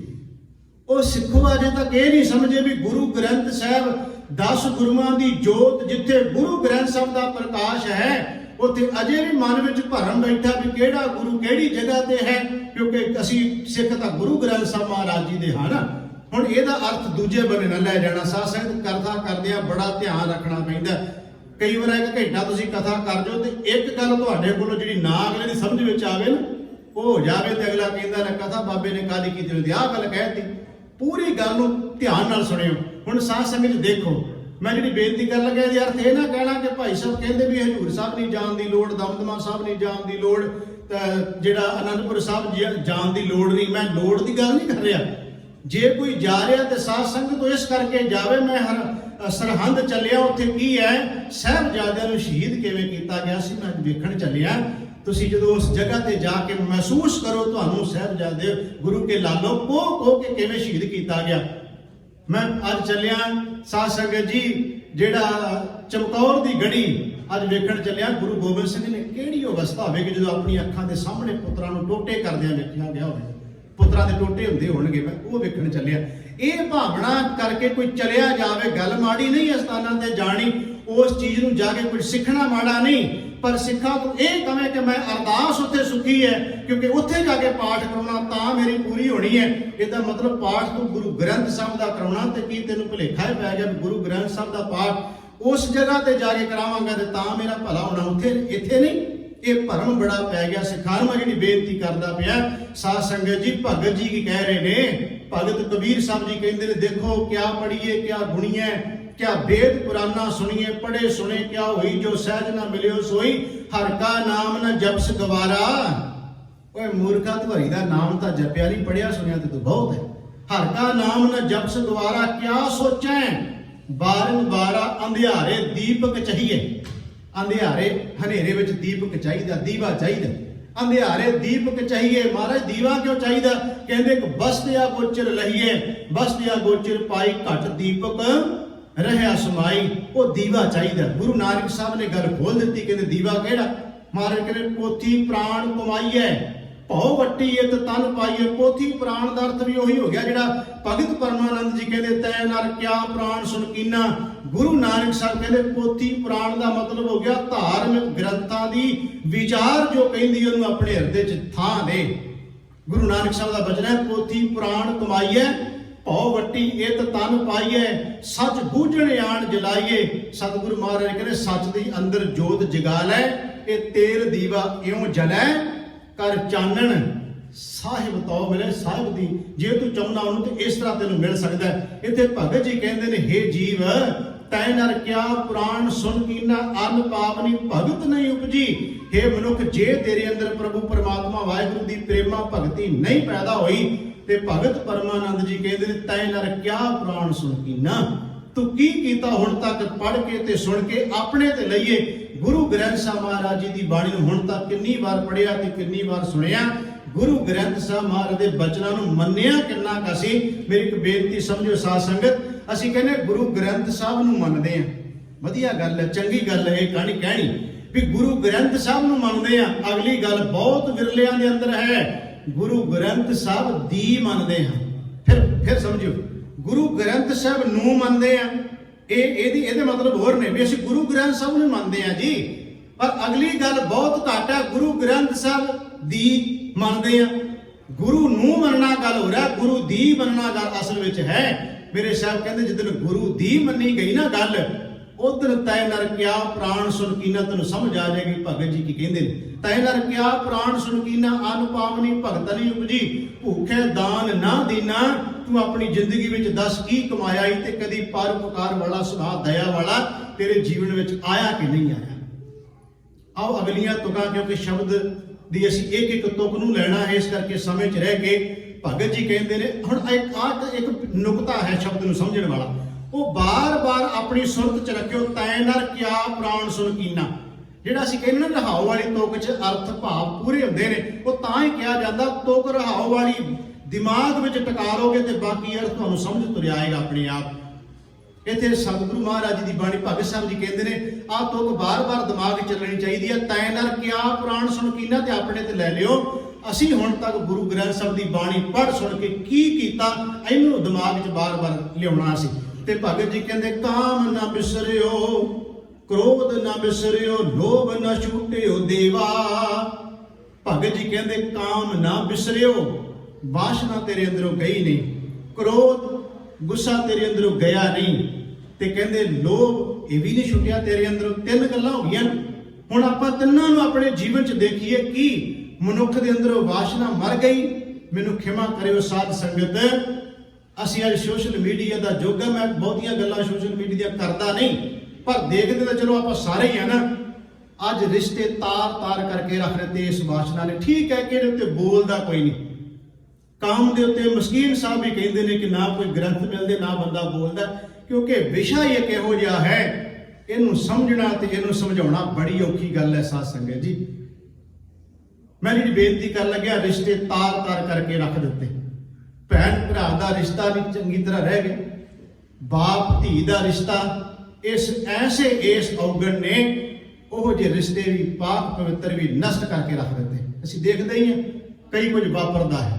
ਭਗਤ ਜੀ ਕਹਿੰਦੇ ਨੇ ਤੇਰੇ ਅੰਦਰੋਂ ਹੇ ਮਨੁੱਖ ਵਾਸ਼ਨਾ ਨਹੀਂ ਮਰੀ ਤੇਰੇ ਅੰਦਰੋਂ। ਤੂੰ ਪਾਠ ਬੜੇ ਕੀਤੇ, ਸੰਗਤ ਬੜੀ ਕੀਤੀ, ਬਾਣੀ ਪੜੀ, ਪਰ ਤੇਰੇ ਅੰਦਰੋਂ ਇਹ ਸੁਭਾਅ, ਤੇਰੇ ਅੰਦਰੋਂ ਬਿਰਤੀ ਵਾਸ਼ਨਾ ਵਾਲੀ ਗਈ ਨਹੀਂ। ਕਾਮ ਨਾ ਬਿਸਰਿਓ, ਕ੍ਰੋਧ ਨਾ ਬਿਸਰਿਓ, ਤੇਰੇ ਅੰਦਰ ਕ੍ਰੋਧ ਤੇਰੇ ਅੰਦਰੋਂ ਗਿਆ। ਲੋਭ ਨਾ ਬਿਸਰਿਓ, ਕ੍ਰੋਧ। ਸਾਧ ਸੰਗਤ ਜੀ, ਕ੍ਰੋਧ ਨੇ ਵੀ ਬੜਾ ਕੁਝ ਨਸ਼ਟ ਕੀਤਾ ਹੈ। ਇੱਕ ਸਕਿੰਟ ਦੀ ਗੱਲ ਹੁੰਦੀ ਹੈ ਤੇ ਬਾਅਦ ਵਿੱਚ ਪਛਤਾਵਾ ਪੱਲੇ ਪੈ ਜਾਂਦਾ ਹੈ। ਜੇ ਇੱਕ ਕਰਮ ਸਾਧ ਸੰਗਤ ਜੀ ਦੂਜੇ ਭਰਾ ਨੇ ਮੰਨ ਲਓ ਵੀ ਲੈ ਹੀ ਲਈ ਹੈ, ਇੱਕ ਕਰਮ ਜਗ੍ਹਾ ਕਿ ਆਪਾਂ ਇੱਕ ਤੇ ਰੱਖ ਕੇ ਲੈ ਜਾਣੀ ਕਿਤੇ ਜਾਇਦਾਦ। ਆਪਾਂ ਵੇਖਦੇ ਹਾਂ ਨਾ ਕੀ ਵਾਪਰਦਾ ਸਾਰਾ ਕੁਝ ਸਮਾਜ 'ਚ, ਸਭ ਨੂੰ ਪਤਾ ਹੀ ਹੈ। ਇੱਕ ਕਰਮ ਸਾਧ ਸੰਗਤ ਜੀ ਜਗ੍ਹਾ ਹੋਵੇ, ਇੱਕ ਕਰਮ ਜਗ੍ਹਾ ਤੋਂ ਭਰਾ ਦਾ ਕਤਲ ਕਰ ਦਿੰਦਾ ਹੈ। ਤੇ ਸਾਧ ਸੰਗਤ ਜੀ, ਤੁਸੀਂ ਇੱਥੇ ਗੱਲ ਬੰਦ ਨਹੀਂ ਹੁੰਦੀ। ਪਿਓ ਪੁੱਤ ਦਾ ਕਤਲ ਕਰੀ ਜਾਂਦਾ, ਪੁੱਤ ਪਿਓ ਦਾ ਕਰੀ ਜਾਂਦਾ, ਭੈਣ ਭਰਾ ਪਤੀ ਪਤਨੀ ਨੂੰ, ਪਤੀ ਪਤਨੀ ਨੂੰ। ਇਹ ਕ੍ਰੋਧ ਇੱਕ ਇਹੋ ਜਿਹੀ ਸਾਧ ਸੰਗਤ ਜੀ, ਗੁਰੂ ਗ੍ਰੰਥ ਸਾਹਿਬ ਮਹਾਰਾਜ ਦੀ ਬਾਣੀ ਵਿੱਚ ਵੀ ਕਿਹਾ ਹੈ ਕਿ ਇਹ ਕ੍ਰੋਧ ਇਹੋ ਜਿਹੀ ਇੱਕ ਭਿਆਨਕ ਬਿਮਾਰੀ ਹੈ ਜਿਹਦੀ ਕਦੇ ਅੰਦਰੋਂ ਦਇਆ ਨਹੀਂ ਉਪਜਦੀ। ਸਤਿਗੁਰੂ ਮਹਾਰਾਜ ਜੀ ਕਹਿੰਦੇ ਇਹ ਵੀ ਬੜਾ ਵੱਡਾ ਇੱਕ ਔਗਣ ਹੈ ਮਨੁੱਖ, ਤੇਰੇ ਅੰਦਰੋਂ ਗਿਆ ਕੋਈ ਨਹੀਂ, ਤੇਰੇ ਅੰਦਰੋਂ ਛੁੱਟਿਆ ਕੁਝ ਨਹੀਂ। ਜੇ ਤੂੰ ਆਪਣੇ ਅੰਦਰ ਇਸ ਦੇ ਉੱਤੇ ਵੀ ਕਾਬੂ ਪਾ ਲਵੇਂ ਤਾਂ ਬਹੁਤ ਤੇਰਾ ਜਿਹੜਾ ਅੰਦਰ ਦੇ ਸੁਭਾਅ ਵਿੱਚ ਬੜੀ ਤਬਦੀਲੀ ਆ ਸਕਦੀ ਹੈ। ਬਹੁਤ ਕੋਈ ਤੂੰ ਸਮਾਜ ਦੇ ਅੰਦਰ ਨਸ਼ਟ ਹੋਣ ਤੋਂ ਵੀ ਬਚਾ ਸਕਦਾ ਹੈ ਜੇ ਤੇਰੇ ਅੰਦਰ ਇਹ ਸੁਭਾਅ ਬਿਰਤੀ ਚਲੀ ਜਾਏ। ਕਾਮ ਨਾ ਬਿਸਰਿਓ, ਕ੍ਰੋਧ ਨਾ ਬਿਸਰਿਓ, ਲੋਭ ਨਾ ਛੁੱਟਿਓ। ਦੇਵਾ ਲੋਭ ਬਿਰਤੀ ਸੁਭਾਅ ਤੇਰਾ ਇਹ ਵੀ ਅੰਦਰੋਂ ਨਾ ਗਿਆ। ਲੋਭ ਦੇ ਅੰਦਰ ਜਦੋਂ ਲੋਭ ਦੀ ਵੀ ਅਸੀਂ ਗੱਲ ਕਰਦੇ ਹਾਂ ਤੇ ਸਾਧ ਸੰਗਤ ਜੀ, ਇਹ ਲੋਭ ਵੀ ਇੱਕ ਇਹੋ ਜਿਹੀ ਭਿਆਨਕ ਬਿਮਾਰੀ ਹੈ ਜਿਹਨੂੰ ਗੁਰੂ ਗ੍ਰੰਥ ਸਾਹਿਬ ਦੀ ਬਾਣੀ ਕਹਿੰਦੀ ਹੈ ਉਸ ਬੰਦੇ ਤੇ ਵਿਸ਼ਵਾਸ ਨਾ ਕਰਿਓ ਜੇ ਲੈ ਡੁੱਬੇਗਾ ਜੇ ਤੁਹਾਨੂੰ। ਬਾਣੀ ਚ ਕਹਿ ਲੱਗਿਆ ਸਤਿਗੁਰੂ ਮਹਾਰਾਜ ਕਹਿੰਦੇ ਲੋਭੀ ਕਾ ਵਿਸਾ ਨਾ ਕੀਜੈ, ਭਰੋਸਾ ਵਿਸ਼ਵਾਸ ਨਾ ਕਰਿਓ। ਮਹਾਰਾਜ ਕਿਉਂ? ਸਤਿਗੁਰੂ ਮਹਾਰਾਜ ਕਹਿੰਦੇ ਲੋਭੀ ਕਾ ਵਿਸਾ ਨਾ ਕੀਜੈ, ਜੇ ਕਾ ਪਾਰ ਵਸਾਏ। ਜੇ ਕਾ ਪਾਰ ਵਸਾਏ ਦਾ ਮਤਲਬ ਹੈ ਜਿੱਥੋਂ ਤੱਕ ਯਤਨ ਹੋ ਸਕੇ ਕਰਨਾ ਚਾਹੀਦਾ ਹੈ। ਮਹਾਰਾਜ ਕਿਉਂ ਕਹਿਣਗੇ? ਅੰਤ ਕਾਲ ਤਥੈ ਧੁ ਹੈ, ਉੱਥੇ ਲਿਆ ਕੇ ਤੈਨੂੰ ਸੁੱਟ ਦੇਗਾ। ਸਤਿਗੁਰੂ ਮਹਾਰਾਜ ਕਹਿੰਦੇ ਅੰਤ ਕਾਲ ਤਥੈ ਧੁ ਹੈ, ਜਿੱਥੇ ਹੱਥ ਨਾ ਪਾਏ, ਜਿੱਥੇ ਤੇਰੀ ਕੋਈ ਵਾਹ ਵਾਸਤਾ ਨਹੀਂ ਜਾਏਗੀ। ਮੈਨੂੰ ਭਗਤ ਕਬੀਰ ਸਾਹਿਬ ਦਾ ਇੱਕ ਸ਼ਬਦ ਯਾਦ ਆ ਗਿਆ, ਬੜੀ ਸੋਹਣੀ ਵਿਆਖਿਆ ਕਰਦਾ ਲੋਭ ਦੇ ਸੰਬੰਧ ਵਿੱਚ, ਮਨੁੱਖ ਦੀ ਬਿਰਤੀ ਦਾ ਜ਼ਿਕਰ ਕੀਤਾ ਹੈ। ਭਗਤ ਕਬੀਰ ਸਾਹਿਬ ਨੇ ਉਦਾਹਰਨਾਂ ਬੜੀਆਂ ਪਿਆਰੀਆਂ ਲਈਆਂ ਤੇ ਵਿਆਖਿਆ ਕਰਕੇ ਕਹਿੰਦੇ ਨੇ ਕਿ ਕਿੱਦਾਂ ਦੀ ਬਿਰਤੀ ਹੁੰਦੀ ਹੈ। ਬਿਰਤੀ ਦੀ ਗੱਲ ਕੀਤੀ ਉਹਨਾਂ, ਕਹਿ ਲਗੇ ਜਦੋਂ ਕੋਈ ਕੁੱਤਾ ਕਿਸੇ ਦੇ ਘਰ ਵਿੱਚ ਦਾਖਲ ਹੁੰਦਾ ਹੈ ਨਾ, ਭਗਤ ਕਬੀਰ ਸਾਹਿਬ ਜੀ ਕਹਿੰਦੇ ਬੜਾ ਸੁਭਾਅ ਉਹਦਾ ਨਰਮ ਜਿਹਾ ਹੋਏਗਾ, ਬੜੀ ਪੂਛ ਜੀ ਢਿੱਲੀ ਜੀ ਕਰੇਗਾ, ਕੰਨ ਜੀ ਹੋਰ ਤਰ੍ਹਾਂ ਦੇ ਕਰੇਗਾ, ਤੇ ਉਹ ਬਦੋ ਬਦੀ ਬੰਦੇ ਨੂੰ ਤਰਸ ਜਿਹਾ ਆ ਜਾਂਦਾ ਵੀ ਚਲੋ ਕੋਈ ਨਹੀਂ ਬੁਰਕੀ ਪਾ ਦਿਓ। ਕਬੀਰ ਸਾਹਿਬ ਦਾ ਸ਼ਬਦ ਹੈ ਮੈਂ ਜਿਹੜਾ ਕਹਿਣ ਲੱਗਿਆ, ਉਹ ਕਹਿ ਲਗੇ ਤੇਰਾ ਸੁਭਾਅ ਜਦੋਂ ਕਿਸੇ ਘਰ ਵਿੱਚ ਦਾਖਲ ਹੁੰਦਾ ਤੇ ਗਾਂ ਵਰਗਾ ਸੁਭਾਅ ਬਣਾ ਲੈਂਦਾ ਤੂੰ ਆਪਣਾ, ਤਾਂ ਕਿ ਤੇਰੇ ਉੱਤੇ ਕੋਈ ਸ਼ੱਕ ਨਾ ਕਰੇ ਵੀ ਤੂੰ ਲੋਭੀ ਹੈ। ਕਹਿ ਲਗੇ ਫਿਰ ਤੂੰ ਕੀਤਾ ਕੀ? ਗੱਲ ਮਨੁੱਖ ਦੀ ਸਮਝਾਈ ਵੇਖੋ ਕਿੱਦਾਂ ਹੈ। ਕਹਿ ਲਗੇ ਕੁੱਤਾ ਕਿਸੇ ਘਰ 'ਚ ਸ਼ਾਮਲ ਹੋ ਗਿਆ, ਚਲਿਆ ਗਿਆ। ਭਗਤ ਕਬੀਰ ਸਾਹਿਬ ਕਹਿੰਦੇ ਉਹਨੇ ਕੀ ਕੀਤਾ? ਜਾ ਕੇ ਜਿਹੜਾ ਚੱਕੀ ਦਾ ਆਟਾ ਪੁਰਾਣੇ ਸਮੇਂ 'ਚ ਹੁੰਦਾ ਸੀ, ਚੱਕੀ ਹੱਥਾਂ ਨਾਲ ਚਲਾਉਣ ਵਾਲੀ, ਕਹਿੰਦੇ ਉਹਨੇ ਚੱਕੀ ਦੇ ਆਟੇ ਨੂੰ ਚੱਟ ਲਿਆ। ਚਲੋ ਜੇ ਆਟਾ ਚੱਟ ਕੇ ਮੁੜ ਜਾਂਦਾ ਤੇ ਚਲੋ ਉਹਦਾ ਹੋ ਸਕਦਾ ਬਚਾਅ ਹੋ ਜਾਂਦਾ, ਵੀ ਇਹਨੇ ਸਰ ਜਾਂਦਾ। ਕਬੀਰ ਸਾਹਿਬ ਕਹਿੰਦੇ ਚੱਕੀ ਦੇ ਕੋਲ ਪਿਆ ਹੋਇਆ ਕੱਪੜਾ ਜਿਹਦੇ ਨਾਲ ਚੱਕੀ ਸਾਫ਼ ਕੀਤੀ ਜਾਂਦੀ ਹੈ, ਉਹਨੂੰ ਵੀ ਖਾਣ ਲੱਗ ਪਿਆ। ਚੱਕੀ ਵੀ ਚੱਟੀ ਜਾਂਦਾ, ਆਟਾ ਵੀ ਖਾ ਗਿਆ, ਚੱਕੀ ਕੋਲੇ ਪਿਆ ਹੋਇਆ ਕੱਪੜਾ ਵੀ ਖਾ ਗਿਆ। ਤੇ ਕਬੀਰ ਸਾਹਿਬ ਕਹਿੰਦੇ ਚਲੋ ਸਾਰਾ ਕੁਝ ਆਟਾ ਵੀ ਖਾ ਲਿਆ, ਚੱਕੀ ਵੀ ਚੱਟ ਲਈ, ਉਹ ਕੱਪੜਾ ਵੀ ਜੇ ਖਾ ਲਿਆ ਲਾਗੇ ਪਿਆ ਸੀ, ਫਿਰ ਹੀ ਚਲਿਆ ਜਾਨੋ। ਕਹਿੰਦੇ ਅਜੇ ਵੀ ਨਹੀਂ ਗਿਆ, ਹੁਣ ਛਿੱਕੇ ਦੇ ਉੱਪਰ ਬੜੀ ਇਹਦੀ ਨਿਗਾਹ ਟੇਕੀ। ਛਿੱਕੂ ਪਤਾ ਕਿਹਨੂੰ ਕਹਿੰਦੇ? ਅੱਜ ਕੱਲ੍ਹ ਸਾਧ ਸੰਗਤ ਜੀ ਬਹੁਤ ਐਸੀਆਂ ਗੱਲਾਂ ਨੇ ਜਿਹੜੀਆਂ ਨਵੀਂ ਪਨੀਰੀ ਨੂੰ ਨਹੀਂ ਪਤਾ ਲੱਗਦਾ, ਉਹ ਫਿਰ ਦੱਸਣੀਆਂ ਪੈਂਦੀਆਂ। ਛਿੱਕੂ ਆਪ ਸਿਆਣੇ ਤੇ ਸਮਝ ਗਏ ਸਾਰੇ। ਪੁਰਾਣਿਆਂ ਸਮਿਆਂ 'ਚ ਹੁੰਦਾ ਸੀ ਸਾਧ ਸੰਗਤ ਜੀ ਰੋਟੀਆਂ ਜਿਹਦੇ 'ਚ ਆਪਾਂ ਰੱਖਦੇ ਸਨ, ਤੇ ਰੋਟੀਆਂ ਰੱਖਣ ਵਾਲੀ ਸਾਧ ਸੰਗਤ ਜਿਹੜੀ ਉਹਦੇ ਵਿੱਚ ਉਹਨੂੰ ਛਿੱਕੂ ਕਿਹਾ ਜਾਂਦਾ ਸੀ। ਜਾਂ ਇਵੇਂ ਵੀ ਕਹਿੰਦੇ ਨੇ ਕੁਝ ਕਿ ਇੱਕ ਕੱਪੜੇ ਦੇ ਵਿੱਚ ਆਟਾ ਪਾ ਕੇ, ਅੱਜ ਉਦੋਂ ਤੇ ਫਰਿੱਜਾਂ ਵਗੈਰਾ ਹੁੰਦੀਆਂ ਨਹੀਂ ਸਨ, ਉਹਨੂੰ ਕੱਪੜੇ ਨੂੰ ਆਟੇ ਵਿੱਚ ਪਾ ਕੇ ਤੇ ਸਾਧ ਸੰਗਤ ਜੀ ਕਿਸੇ ਤਾਰ ਦੇ ਨਾਲ ਬੰਨ੍ਹ ਦੇਣਾ। ਇੱਕ ਤਾਂ ਇਹ ਇਸ ਵਾਸਤੇ ਬਚਾਅ ਹੁੰਦਾ, ਕੋਈ ਕੀੜੀ ਨਾ ਚੜ ਜਾਣ, ਦੂਜਾ ਹੁੰਦਾ ਸੀ ਕੋਈ ਬਿੱਲੀ ਕੁੱਤਾ ਆਦਿ ਨੂੰ ਖਾਵੇ ਨਾ। ਹੁਣ ਘਰ ਦੇ ਵਿੱਚ ਕੀ ਕੀਤਾ, ਕਬੀਰ ਸਾਹਿਬ ਕਹਿੰਦੇ ਕਿਸੇ ਨੇ 2 ਰੋਟੀਆਂ ਵੱਧ ਗਈਆਂ ਰਾਤ ਦੀਆਂ, ਜਾਂ ਆਟਾ ਥੋੜਾ ਜਿਹਾ ਵੱਧ ਗਿਆ, ਉਹਨੇ ਚੁੱਕ ਕੇ ਤੇ ਜਿਹੜਾ ਸੀ ਤਾਰ ਦੇ ਨਾਲ ਟੰਗ ਦਿੱਤਾ। ਇਹਦੀ ਨਿਗਾਹ ਉਧਰ ਚਲੀ ਗਈ ਵੀ ਉਲਟਾ ਟੰਗਿਆ ਕੱਪੜਾ ਉਹ ਕੀ ਹੋ ਸਕਦਾ। ਕਬੀਰ ਸਾਹਿਬ ਕਹਿੰਦੇ ਜਿਉਂ ਛਾਲ ਮਾਰੀ ਨਾ, ਤੇ ਉਹ ਛਾਲ ਮਾਰਨ ਦੇ ਨਾਲ ਕੱਪੜਾ ਉਹਦਾ ਛਿੱਕੂ ਸੀ ਥੱਲੇ ਡਿੱਗ ਪਿਆ। ਇੰਨੇ ਚਿਰ ਨੂੰ ਘਰ ਦਾ ਮਾਲਕ ਉੱਠ ਪਿਆ। ਤੇ ਪੁਰਾਣਿਆਂ ਸਮਿਆਂ ਦੀ ਗੱਲ ਹੈ, ਉਦੋਂ ਸਾਰੇ ਜਾਣਦੇ ਆ, ਪੁਰਾਣਿਆਂ ਸਮਿਆਂ ਜਦੋਂ ਸਾਧ ਸੰਗਤ ਜੀ ਲੰਮੇ ਪੈਣਾ ਨਾ, ਤੇ ਬਜ਼ੁਰਗਾਂ ਨੂੰ ਪਤਾ ਉਹ ਡਾਂਗ ਇੱਕ ਆਪਣੇ ਸਰਾਣੇ ਰੱਖ ਲੈਂਦੇ ਸੀ। ਕੁਝ ਤਾਂ ਰੱਖ ਲੈਂਦੇ ਸੀ ਵੀ ਮੰਜੇ ਦੇ ਨਾਲ, ਪਾਵੇ ਦੇ ਨਾਲ ਲਾ ਕੇ ਰੱਖਣੀ, ਕੁਝ ਬਿਸਤਰੇ ਉੱਤੇ ਰੱਖ ਲੈਂਦੇ ਸੀ, ਕੀ ਪਤਾ ਚੋਰ ਚੁੱਕਾ ਕਿਹੜੇ ਵੇਲੇ ਆ ਜਾਵੇ। ਹੁਣ ਜ਼ਿਮੀਂਦਾਰ ਨੇ ਕਹਿ ਲਓ ਜਾਂ ਕਿਸੇ ਨੇ ਵੀ ਕਹਿ ਲਓ, ਚਲੋ ਜ਼ਿਮੀਂਦਾਰ ਨਹੀਂ, ਕਿਸੇ ਮਨੁੱਖ ਨੇ ਵੀ ਜਿਹਦੇ ਘਰ 'ਚ ਸ਼ਾਮਲ ਹੋਇਆ, ਉਹਨੇ ਡਾਂਗ ਰੱਖੀ ਸੀ ਸਰਾਣੇ, ਜੋ ਖੜਾਕ ਹੋਇਆ ਤੇ ਉੱਠ ਪਿਆ।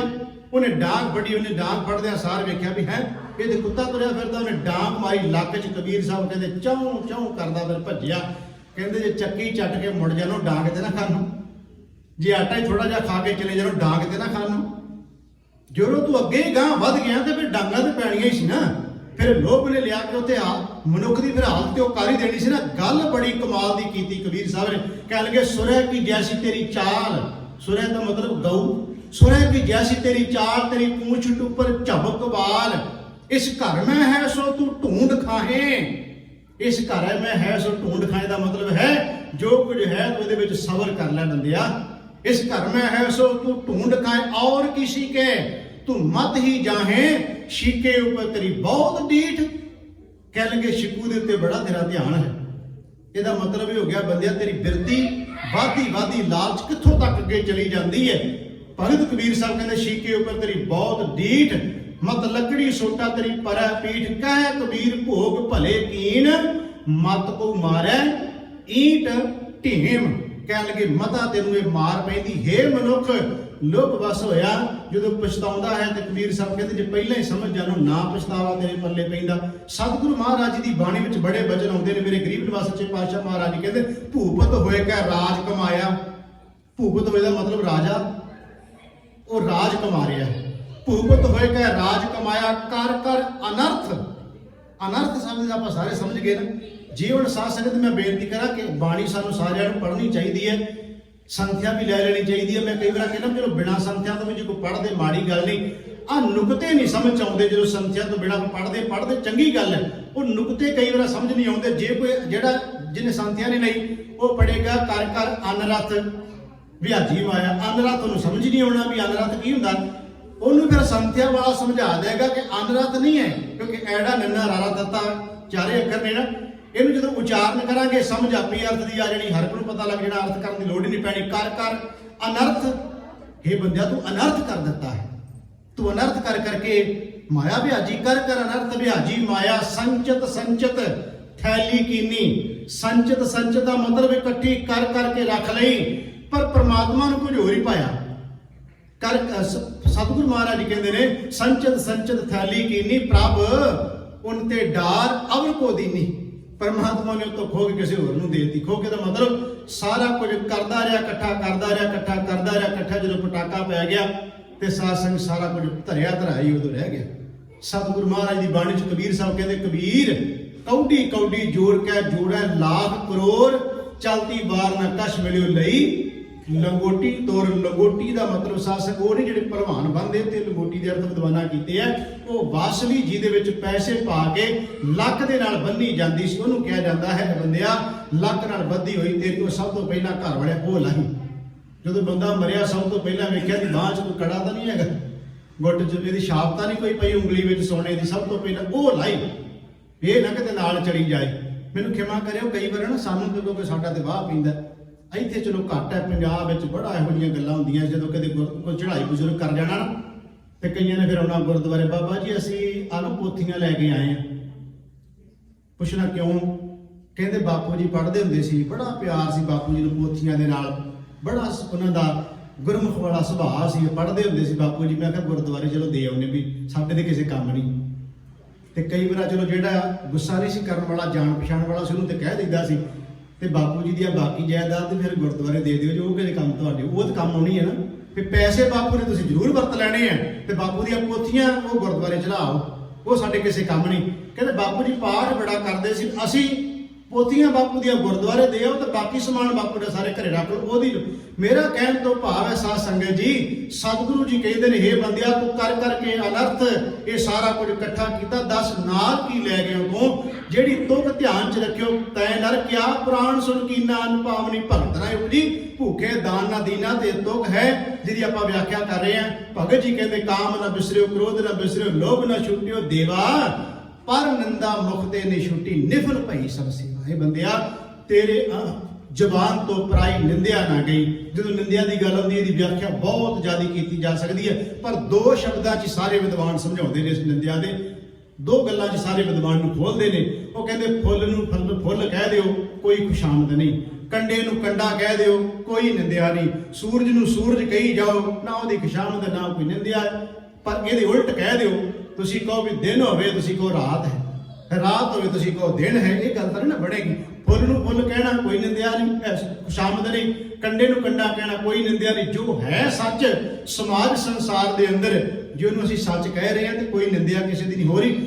ਮੈਂ ਜਿਹੜੀ ਬੇਨਤੀ ਕਰਨ ਲੱਗਿਆ, ਸਤਿਗੁਰੂ ਮਹਾਰਾਜ ਜੀ ਕਹਿੰਦੇ ਨੇ ਭਾਈ ਪਰ ਹਾਂ ਤੂੰ ਹੈ ਮਨੁੱਖ ਐਸਾ ਨਾ ਹੋਵੇ ਕਿ ਈਰਖਾ ਵਸ ਹੋ ਕੇ ਐਵੇਂ ਕਿਸੇ ਦੇ ਜੀਵਨ ਉੱਤੇ ਬੋਲੀ ਜਾਵੇਂ, ਇਹ ਨਿੰਦਿਆ ਹੈ। ਜਿਹਦੇ ਬਾਰੇ ਤੂੰ ਜਾਣਦਾ ਹੈ ਉਹਦੇ ਸੱਚ ਨੂੰ ਸੱਚ ਕਹਿ ਦੇਣਾ ਕੋਈ ਨਿੰਦਿਆ ਨਹੀਂ, ਤੇ ਉਹਦੇ ਜੀਵਨ ਬਾਰੇ ਚੰਗਾ ਕਹਿ ਦੇਣਾ ਕੋਈ ਖੁਸ਼ਾਮਦ ਨਹੀਂ। ਸਤਿਗੁਰੂ ਜੀ ਦੀ ਬਾਣੀ 'ਚ ਭਗਤ ਜੀ ਕਹਿੰਦੇ ਨੇ ਦੇਖ ਪਿਆਰਿਆ, ਕਾਮ ਨਾ ਬਿਸਰਿਓ, ਕ੍ਰੋਧ ਨਾ ਬਿਸਰਿਓ, ਲੋਭ ਨਾ ਛੁਟਿਓ ਦੇਵਾ, ਪਰ ਨਿੰਦਾ ਮੁਖ ਤੇ ਨਹੀਂ ਛੁੱਟੀ, ਨਿਫਲ ਭਈ ਸਭ ਸੇਵਾ। ਬਾਟ ਪਾਰ ਘਰ ਮੂਸ ਬਿਰਾਨੋ, ਇਹਦਾ ਅਰਥ ਹੋ ਗਿਆ ਬਾਟ ਪਾਰ ਘਰ ਮੂਸ ਬਿਰਾਨੋ। ਇੱਕ ਇੱਕ ਤੁਕ ਦਾ ਅਰਥ ਹੋ ਗਿਆ। ਬਾਟ ਕਹਿੰਦੇ ਨੇ ਰਸਤੇ, ਪਾਰ ਖਲੋ ਕੇ ਰਸਤੇ ਵਿੱਚ, ਪਾਰ ਘਰ ਕਈ ਘਰ, ਮੂਸ ਮੁਸਲ ਦਾ ਮਤਲਬ ਉਹਦਾ ਮੁਸਨਾ ਠੱਗਣਾ, ਬਿਰਾਨੋ ਬੇਗਾਨੇ। ਤੁਕ ਦੇ ਅਰਥ ਪੂਰੇ ਹੋ ਗਏ। ਹੇ ਬੰਦਿਆ ਤੂੰ ਕਈ ਘਰ ਲੁੱਟ ਰਿਹਾ ਹੈ, ਰਸਤੇ ਵਿੱਚ ਖੜ ਖੜ ਕੇ ਡਾਕੇ ਮਾਰਦਾ ਪਿਆ, ਰਸਤੇ ਵਿੱਚ ਜਿਹੜਾ ਲੁੱਕ ਕੇ ਤੂੰ ਲੁੱਟਦਾ ਪਿਆ। ਇਹਦੇ ਅਰਥ ਇਹ ਕਰ ਲੋ ਸੌਖੇ ਜਿਹੇ ਬਣ ਜਾਣਗੇ, ਕੱਲਾ ਰਸਤੇ 'ਚ ਹੀ ਨਹੀਂ। ਅਸੀਂ ਇਹਨੂੰ ਆਪਣੇ ਤੇ ਲੈ ਲਈ ਵੀ ਕਿਹੜੇ ਕਿਹੜੇ ਢੰਗ ਤਰੀਕੇ ਬੰਦਾ ਬਣਾਉਂਦਾ ਲੁੱਟਣ ਦੇ, ਕਿਹੜੇ ਕਿਹੜੇ ਢੰਗ ਤਰੀਕੇ ਬੰਦੇ ਨੇ ਅਪਣਾਏ ਨੇ ਲੁੱਟਣ ਵਾਸਤੇ। ਹੁਣ ਕੋਈ ਬੰਦਾ ਇਹ ਕਵੇ ਦੇਖੋ ਜੀ ਜੇ ਅਸੀਂ ਚੋਰੀ ਕਰਦੇ ਹਾਂ ਤੇ ਅਸੀਂ ਗੁਰਦੁਆਰੇ ਵਿੱਚ ਦੇ ਹੀ ਦਿੰਦੇ 2000 ਰੁਪਈਆ, ਖਿਮਾ ਮੈਨੂੰ ਜ਼ਰੂਰ ਕਰ ਦਿਓ ਜੀ। ਜੇ ਹੁਣ ਕੋਈ ਬੰਦਾ ਇਹ ਕਵੇ ਵੀ ਫਿਰ ਕੀ ਹੋਇਆ ਜੇ ਅਸੀਂ ਇੱਧਰ ਉੱਧਰ ਕਰਕੇ ਠੱਗੀ ਮਾਰ ਵੀ ਲੈਂਦੇ ਆ ਤੇ ਅਸੀਂ ਗੁਰਦੁਆਰੇ ਵਿੱਚ ਦੇ ਹੀ ਦਿੰਦੇ ਆ ਨਾ। ਸਾਧ ਸੰਗਤ ਜੀ ਗੁਰਦੁਆਰੇ ਦਿਓ ਚਾਹੇ ਨਾ ਦੇਵੋ, ਭਗਤ ਜੀ ਨੇ ਤੇ ਲਿਹਾਜ਼ ਨਹੀਂ ਕਰਨਾ ਕਿਸੇ ਦਾ। ਇਹ ਨਹੀਂ ਕਹਿਣਾ ਵੀ ਠੱਗੀ ਮਾਰ ਕੇ ਗੁਰਦੁਆਰੇ ਦੇ ਮਹਾਰਾਜ ਕਹਿਣਗੇ ਕੋਈ ਗੱਲ ਨਹੀਂ ਗੁਰੂ ਘਰ ਆ ਗਈ ਮਾਇਆ ਤੇ ਚਲੋ ਇੱਥੇ ਪ੍ਰਵਾਨ ਹੈ। ਨਹੀਂ, ਜੇ ਇਸ ਨੂੰ ਆਪਣੇ ਜੀਵਨ ਤੇ ਲਾ ਕੇ ਇਉਂ ਵੇਖਾਂਗੇ ਨਹੀਂ ਪਿਆਰਿਆ ਤੂੰ ਇਸ ਨੂੰ ਠੱਗੀ ਦਾ ਬਹਾਨਾ ਨਾ ਕੋਈ ਬਣਾ ਵੀ ਕਿਹੜਾ ਤਰੀਕਾ ਲੱਭੇ ਉਸ ਤਰੀਕੇ ਨੂੰ ਇਉਂ ਤੂੰ ਆਪਣੇ ਢੰਗ ਨਾਲ ਕਹਿ ਦੇਵੇਂ ਵੀ ਦੇਖੋ ਜੀ ਮੈਂ ਧਰਮ ਦੇ ਕਾਰਜਾਂ 'ਚ ਵਰਤ ਦਿੱਤਾ ਫਿਰ ਕੀ ਹੋ ਗਿਆ ਜੇ ਇੱਧਰ ਉੱਧਰ ਕਰ ਹੀ ਲਿਆ ਤੇ ਮੈਂ ਧਰਮ ਦੇ ਤੇ ਲਾਇਰ ਤੇਰਾ ਧਰਮ ਦੇ ਲੇਖੇ ਲਾ ਦੇ ਨਾ ਲਾ ਦੇ ਇਹਦਾ ਤੇ ਕੋਈ ਸੰਬੰਧ ਨਹੀਂ ਹੈ। ਤੂੰ ਥੋੜੇ ਦੇ ਜ਼ਰੂਰੀ ਹੈ ਵੀ ਜ਼ਿਆਦਾ ਦੇਣੇ। ਮੈਂ ਇਹਨੂੰ ਇਸ ਤਰ੍ਹਾਂ ਥੋੜਾ ਜਿਹਾ ਸਮਝਦਾ ਇਸ ਗੱਲ ਨੂੰ ਸਮਝਣ ਲਈ ਇੱਕ ਛੋਟੀ ਜਿਹੀ ਕਹਾਣੀ ਹੈ ਕਿ ਸਾਡੀ ਹਾਲਤ ਕੀ ਹੈ। ਇੱਕ ਬੰਦਾ ਇੱਕ ਵੈਦ ਕੋਲੇ ਚਲਿਆ ਗਿਆ, ਸਿਰਫ ਸਮਝਣ ਵਾਸਤੇ ਕਹਿਣ ਲੱਗਿਆ। ਉਹ ਵੈਦ ਕੋਲੇ ਸਾਡਾ ਢੰਗ ਤਰੀਕਾ ਕੀ, ਉਹ ਵੈਦ ਕੋਲੇ ਚਲਿਆ ਗਿਆ, ਕਹਿੰਦਾ ਜੀ ਮੈਂ ਭਾਰ ਘਟਾਉਣਾ ਤੇ ਵੈਦ ਨੇ ਕਿਹਾ ਵੀ ਸਭ ਤੋਂ ਪਹਿਲਾਂ ਆਪਾਂ ਸਾਰੇ ਜਾਣਦੇ ਕਿਉਂਕਿ ਅੱਜ ਬਿਮਾਰੀ ਬੜੀ ਹੈ ਜਿਹੜੀ ਹਰ ਬੰਦਾ ਕਹਿੰਦਾ ਜੀ ਮੈਂ ਪਤਲਾ ਹੋਣਾ ਚਾਹੁੰਦਾ, ਮੇਰਾ ਭਾਰ ਬੜਾ, ਮੇਰਾ weight ਬੜਾ ਵੱਧ ਗਿਆ।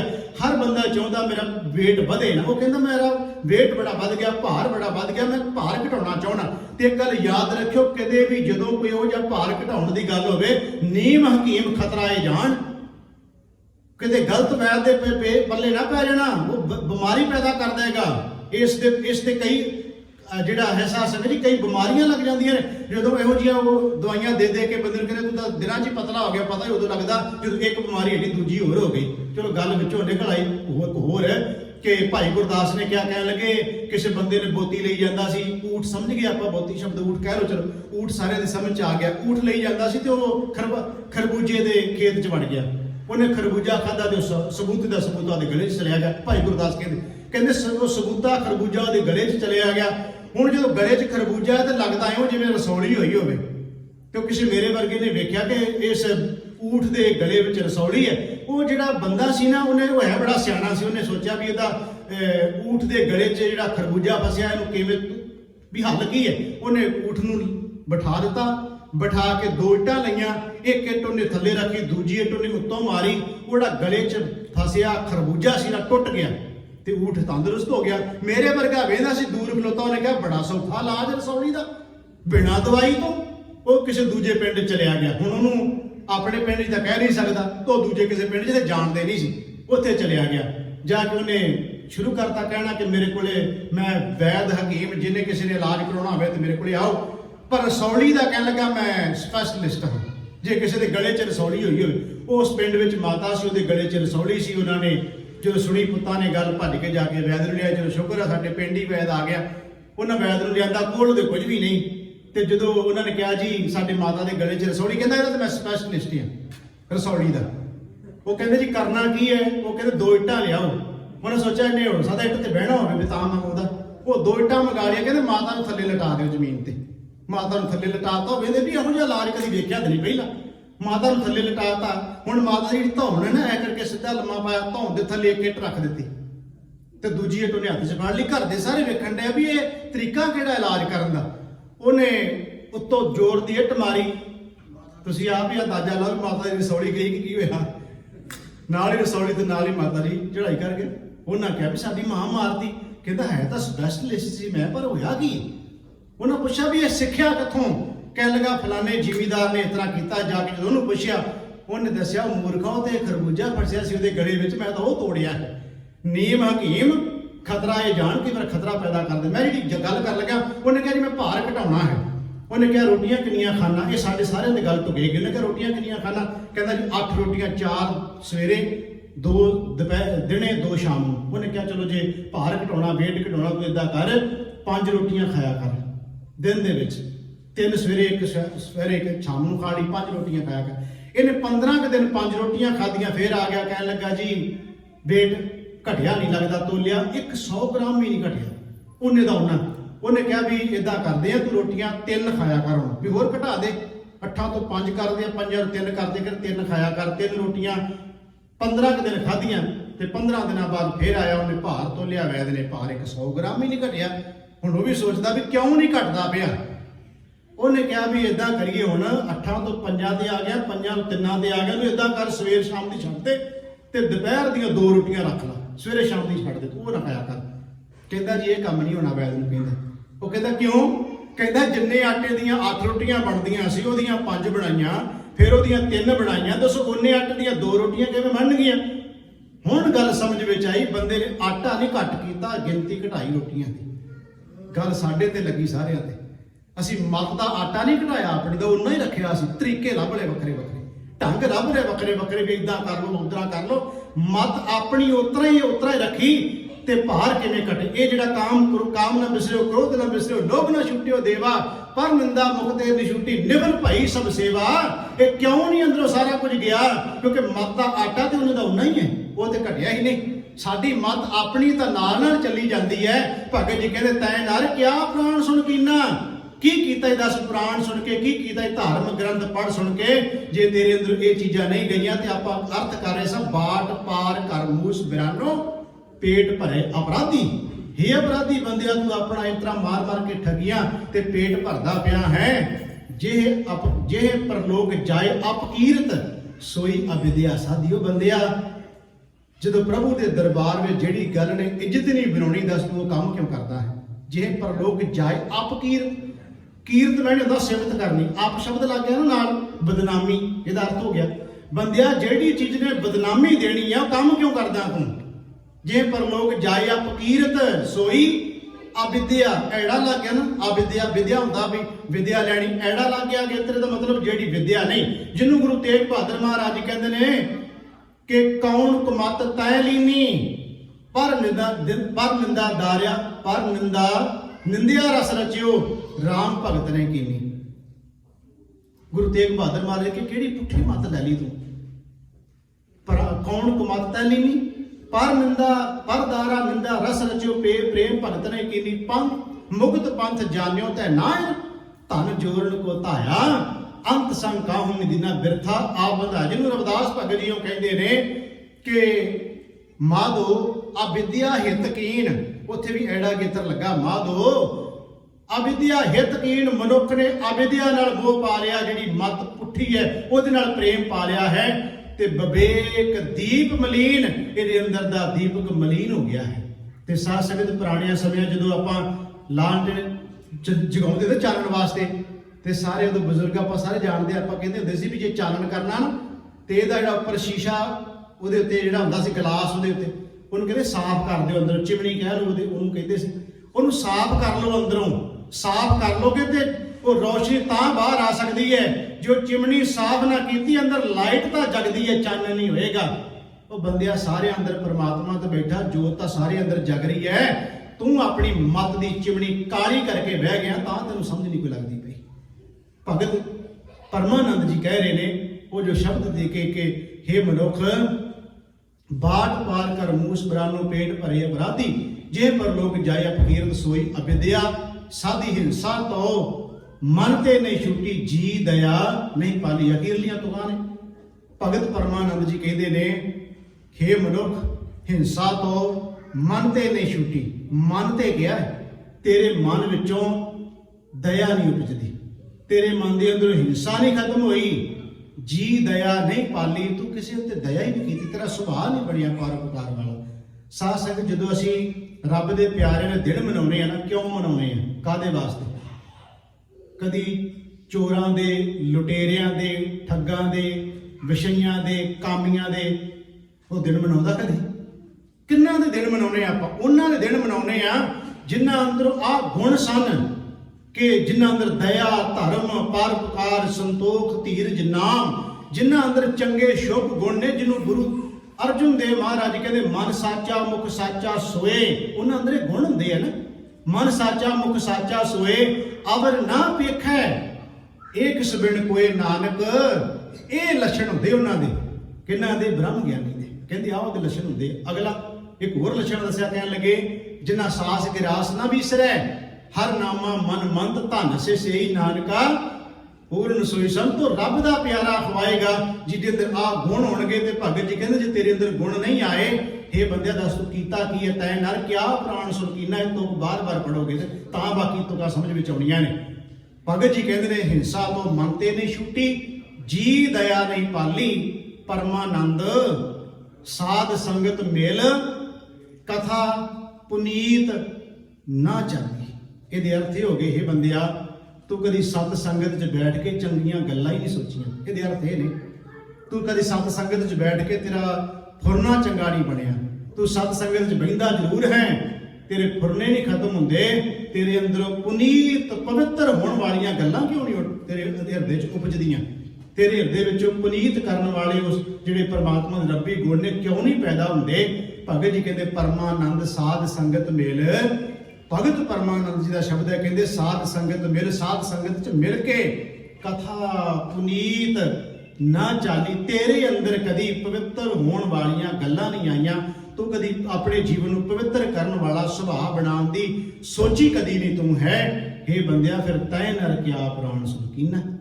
ਇਹ ਤੁਕ ਸਾਰੇ ਸ਼ਬਦ ਨੂੰ ਪੜ੍ਹਨ ਲਈ ਇਹ ਤੁਕ ਨੂੰ ਬਾਰ-ਬਾਰ ਲੈਣਾ ਪੈਂਦਾ, ਤਾਂ ਬਾਕੀ ਦੀ ਸਾਰੀ ਗੱਲ ਸਮਝ ਆਉਂਦੀ ਹੈ। हे ਮਨੁੱਖ, ਬਾਣੀ ਪੜ੍ਹ ਕੇ ਅਸੀਂ ਆਪਣੇ ਤੇ ਲਈਏ, ਸਾਰੇ ਜਾਣੇ ਅਸੀਂ ਬਾਣੀ ਪੜ੍ਹਦੇ ਹਾਂ, ਸੁਣਦੇ ਹਾਂ, ਵਿਚਾਰਦੇ ਹਾਂ। ਜੇ ਸਾਡੇ ਜੀਵਨ ਦੇ ਵਿੱਚ ਉਹ ਗੁਰੂ ਦੇ ਬਚਨ ਨਹੀਂ ਆ ਰਹੇ ਤੇ ਸਾਨੂੰ ਕਹਿ ਰਹੇ ਨੇ ਸਾਰਿਆਂ ਨੂੰ ਕਿ ਤੈਂ ਨਰ ਕਿਆ ਪ੍ਰਾਣ ਸੁਰਕੀਨਾ। ਗੁਰੂ ਸਾਨੂੰ ਕਹਿ ਰਿਹਾ ਤੂੰ ਪੜ੍ਹ ਕੇ ਦੱਸ, ਹੁਣ ਤੱਕ ਇੰਨੀ ਬਾਣੀ ਪੜ੍ਹੀ ਤੇ ਸੁਣੀ, ਦੱਸ ਕੀ ਕੀਤਾ ਹੀ? ਇਹਦੇ ਅਰਥ ਸਿੱਧੇ ਨੇ, ਦੱਸ ਕੀ ਕੀਤਾ ਹੀ? ਤੇ ਸਾਧ ਸੰਗਤ ਜੀ ਜਦੋਂ ਆਪਾਂ ਸਾਰੇ ਜਾਣਦੇ ਹਾਂ ਡਰਾਈਵਰ ਦਾ ਲਾਇਸੈਂਸ ਸਾਰਿਆਂ ਨੇ ਲਿਆ, ਟਰੱਕ ਦਾ ਵੀ ਕਾਰ ਦੇ ਵਿੱਚੋਂ ਲਏ, ਸਾਧ ਸੰਗਤ ਕਿਤਾਬ ਦਿੰਦੇ ਇੱਕ ਪੜ੍ਹਨ ਵਾਸਤੇ। ਸੌਖੀ ਜੀ ਗੱਲ ਮੈਂ ਸਮਝਾਉਣ ਲੱਗਾ, ਸਭ ਨੂੰ ਸਮਝ ਆ ਜਾਏਗੀ। ਉਹ ਕਿਤਾਬ ਪੜ੍ਹਨ ਵਾਸਤੇ ਦਿੰਦੇ ਆ, ਸਾਰੇ ਪੜ੍ਹ ਲੈਂਦੇ ਆ, ਫਿਰ ਟੈਸਟ ਹੁੰਦਾ ਹੈ ਤੇ ਉਹ ਜੋ ਬੰਦਾ ਰੈੱਡ ਲਾਈਟ ਦੇ ਉੱਤੇ ਆ ਕੇ ਇਹ ਕਹੇ ਵੀ ਮੈਂ ਤਾਂ ਲੰਘਣਾ ਹੀ ਲੰਘਣਾ, ਕੌਣ ਡੱਕ ਕੇ ਮੈਨੂੰ ਵਿਖਾਊਗਾ ਭਲਾ ਲੰਘਣਾ ਮੈਂ? ਤੇ ਪਤਾ ਫਿਰ ਸਭ ਨੂੰ ਵੀ ਟਿਕਟ ਤਾਂ ਫਿਰ ਮਿਲ ਹੀ ਜਾਣੀ ਹੈ ਨਾ, ਤੇ ਕੈਂਸਲ ਵੀ ਹੋ ਸਕਦਾ ਲਾਇਸੈਂਸ। ਉਹ ਬੰਦਾ ਜਦੋਂ ਅਗਲੇ ਥੋੜਾ ਜਿਹਾ ਗਾਂਹ ਜਾ ਕੇ ਪੁਲਿਸ ਘੇਰ ਲੈ ਗਈ, ਸਿਰਫ ਆ ਤੁਕ ਨੂੰ ਮੈਂ ਸਮਝਣ ਵਾਸਤੇ ਕਹਿਣ ਲੱਗਿਆ, ਨਹੀਂ ਮੈਂ ਕੋਈ ਇਹਦੇ ਅਰਥ ਇਸ ਤਰ੍ਹਾਂ ਦੇ ਬਾਹਰੀ ਦੇ ਰਿਹਾ, ਮੈਂ ਕਹਿੰਦਾ ਗੱਲ ਸਮਝ ਸਾਰਿਆਂ ਦੇ ਆ ਜਾਊ। ਉਹ ਉੱਥੇ ਜਾ ਕੇ ਕਹੇ ਵੀ ਮੇਰੀ ਮਰਜ਼ੀ ਜੀ ਮੈਂ ਲੰਘ ਗਿਆ, ਫਿਰ ਕੀ ਹੋ ਗਿਆ? ਉਹ ਕਹੇਗਾ ਤੇਰੀ ਮਰਜ਼ੀ ਦੇ ਨਾਲ ਕਿੰਨੇ ਹੋਰ ਮਰ ਸਕਦੇ ਸੀ ਭਲਾ? ਤੂੰ ਇਕੱਲੇ ਨੇ ਨੁਕਸਾਨ ਨਹੀਂ ਕੀਤਾ, ਤੇਰੇ ਨੁਕਸਾਨ ਨਾਲ ਦੂਜੇ ਬੰਨੇ ਗ੍ਰੀਨ ਲਾਈਟ ਹੈ, ਜਦੋਂ ਰੈੱਡ ਵਾਲਾ ਤੇ ਗ੍ਰੀਨ ਵਾਲਾ ਜੇ ਮਿਲ ਜਾਏਗਾ ਤੂੰ ਤਾਂ ਮਰਨਾ ਸੀ, ਨਾਲ ਹੋਰਾਂ ਨੂੰ ਚਾਰ ਮਾਰੇਗਾ। ਇਹ ਬੰਦਿਆ ਤੇਰੀ ਵਰਤੀ ਜਦੋਂ ਪੁੱਠੀ ਹੋ ਗਈ, ਤੂੰ ਸਮਾਜ ਨੂੰ ਆਪ ਤਾਂ ਵਿਗੜਿਆ, ਸਮਾਜ 'ਚ ਹੋਰ ਕਿੰਨਾ ਕੁਝ ਵਿਗਾੜ ਪਾਏਗਾ। ਤੇਰਾ ਤੇ ਨੁਕਸਾਨ ਹੋਣਾ, ਤੂੰ ਸਮਾਜ ਦਾ ਵੀ ਤਾਂ ਕਰੇਗਾ ਹੀ ਨਾ। ਇਸ ਕਰਕੇ ਉਹ ਕਹੇਗਾ ਵੀ ਦੇਖੋ ਜੀ, ਫਿਰ ਉਹ ਕਹਿਣਗੇ ਵੀ ਜਦੋਂ ਤੇਰਾ ਟੈਸਟ ਹੋਇਆ ਸੀ ਤੂੰ ਸਾਰੇ ਟੈਸਟ ਰਿਟਨ ਵੀ ਲਿਆ ਤੇ ਤੂੰ ਰੋਡ ਟੈਸਟ ਵੀ ਪਾਸ ਕੀਤਾ ਨਾ, ਕਹਿੰਦੇ ਜੀ ਕੀਤਾ। ਫਿਰ ਕਹਿੰਦੇ ਜਿਹੜੀ ਕਿਤਾਬ ਪੜ੍ਹਨ ਵਾਸਤੇ ਦਿੱਤੀ ਸੀ ਉਹਦੇ 'ਚ 10 ਪੜ੍ਹ ਕੇ ਤੇਰੇ ਤੇ ਅਸਰ ਕੀ ਹੋਇਆ? ਗੱਲ ਸਮਝ ਆ ਗਈ ਨਾ ਸਾਰਿਆਂ ਨੂੰ? ਉਹ ਕਹਿਣਗੇ ਵੀ ਜਿਹੜੀ ਕਿਤਾਬ ਪੜ੍ਹੀ ਉਹ 10 ਉਹਦੇ 'ਚ ਲਿਖਿਆ ਨਹੀਂ ਸਾਰਾ ਕੁਝ ਵੀ ਆਹ ਕੁਝ ਨਹੀਂ ਕਰਨਾ। ਜੇ ਕਰ ਲੈ, ਜੇ ਉਹ ਗੱਲ ਮੰਨੀ ਹੁੰਦੀ, ਨਾ ਤੈਨੂੰ ਟਿਕਟ ਦੇਣੀ ਪੈਂਦੀ, ਨਾ ਤੇਰਾ ਲਾਇਸੈਂਸ ਕੈਂਸਲ ਹੁੰਦਾ। ਮੈਂ ਕਹਿੰਦਾ ਸਿੱਖਾ, ਜੇ ਤੂੰ ਗੁਰੂ ਗ੍ਰੰਥ ਸਾਹਿਬ ਦੀ ਬਾਣੀ ਪੜ੍ਹ ਕੇ ਤੂੰ ਕਵੇਂ ਵੀ ਫਿਰ ਜੀ ਕੀ ਹੋ ਗਿਆ ਜੇ ਕਰ ਲੀਆਂ ਮਨ ਮਰਜ਼ੀਆਂ, ਫਿਰ ਗੁਰੂ ਕਹਿੰਦਾ ਕਰ ਲੀਆਂ ਮਰਜ਼ੀਆਂ ਤੇ ਫਿਰ ਠੀਕ ਆ, ਦੱਦਾ ਦੋਸ਼ ਨਾ ਦੇਊ ਕਿਸੇ। ਫਿਰ ਕਿਉਂ ਕਹਿੰਦਾ ਫਲਾਣੇ ਨੇ ਆਹ ਕਰਤਾ, ਢਿਮਕੜੇ ਨੇ ਮੇਰਾ ਆਹ ਕਰਤਾ? ਗੁਰੂ ਕਹਿੰਦਾ ਕਿਸੇ ਨੇ ਨਹੀਂ ਕੀਤਾ, ਤੂੰ ਖੁਦ ਕੀਤਾ ਆਪ। ਦੱਦਾ ਦੋਸ਼ ਨਾ ਦੇਊ ਕਿਸੇ, ਦੋਸ਼ ਕਰਮਾਂ ਆਪਣਿਆਂ, ਜੋ ਮੈਂ ਕੀਆ ਆਪਣੀ ਮਰਜ਼ੀ ਨਾਲ ਮੈਂ ਲੈਟ ਰੰਗੀ ਨਾ, ਤੇ ਫਿਰ ਸਜ਼ਾ ਵੀ ਤਾਂ ਮੈਨੂੰ ਮਿਲਣੀ ਸੀ। ਜੋ ਮੈਂ ਕੀਆ ਸੋ ਮੈਂ ਪਾਇਆ, ਦੋਸ਼ ਨਾ ਦੀਜੈ। ਅਵਰ ਜਿਹੜਾ ਫਿਰ ਕਿਸੇ ਨੂੰ ਦੋਸ਼ ਨਾ ਦਈਏ, ਦੋਸ਼ ਸਾਡਾ ਖੁਦ ਆਪਣਾ ਹੋਏਗਾ। ਖੈਰ ਜਿਹੜਾ ਸ਼ਬਦ ਹੈ ਸਾਧ ਸੰਗਤ ਜੀ, ਕਈ ਜੀਵਨ ਲਾ ਕੇ ਵੀ ਆਪਾਂ ਜੀ ਦੀ ਵਿਆਖਿਆ ਕਰੀ ਚੱਲੀਏ ਤੇ ਤਾਂ ਵੀ ਨਹੀਂ ਨਿਪਟ ਇਹਦੀ ਪੂਰੀ ਹੋਣੀ।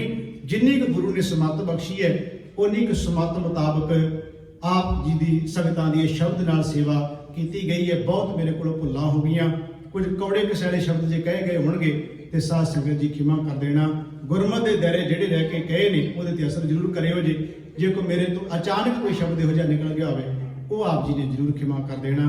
ਆਪ ਸਾਰੀਆਂ ਸੰਗਤਾਂ ਦਾ ਬਹੁਤ ਬਹੁਤ ਧੰਨਵਾਦ। ਗੁਰੂ ਗ੍ਰੰਥ ਸਾਹਿਬ ਜੀ ਦਾ ਕੋਟਾਨ ਕੋਟ ਸ਼ੁਕਰ ਹੈ। ਸਾਰੀਆਂ ਸੰਗਤਾਂ ਦਾ ਬਹੁਤ ਬਹੁਤ ਧੰਨਵਾਦ ਹੈ ਜਿਨ੍ਹਾਂ ਨੇ ਸਾਧ ਸੰਗਤ ਜੀ ਗੁਰਮੁਖ ਪਿਆਰਿਆਂ ਦੇ ਦਿਨ ਮਨਾ ਕੇ ਸਤਿਗੁਰੂ ਜੀ ਦੀਆਂ ਖੁਸ਼ੀਆਂ ਲਈਆਂ ਨੇ। ਸਾਰਿਆਂ ਦਾ ਹਾਰਦਿਕ ਤੌਰ ਤੇ ਬਹੁਤ ਬਹੁਤ ਧੰਨਵਾਦ। ਭੁੱਲ ਚੁੱਕ ਦੀ ਖਿਮਾ, ਪਿਆਰ ਸਤਾਕੋ ਜੀ। ਵਾਹਿਗੁਰੂ ਜੀ ਕਾ ਖਾਲਸਾ, ਵਾਹਿਗੁਰੂ ਜੀ ਕੀ ਫਤਿਹ।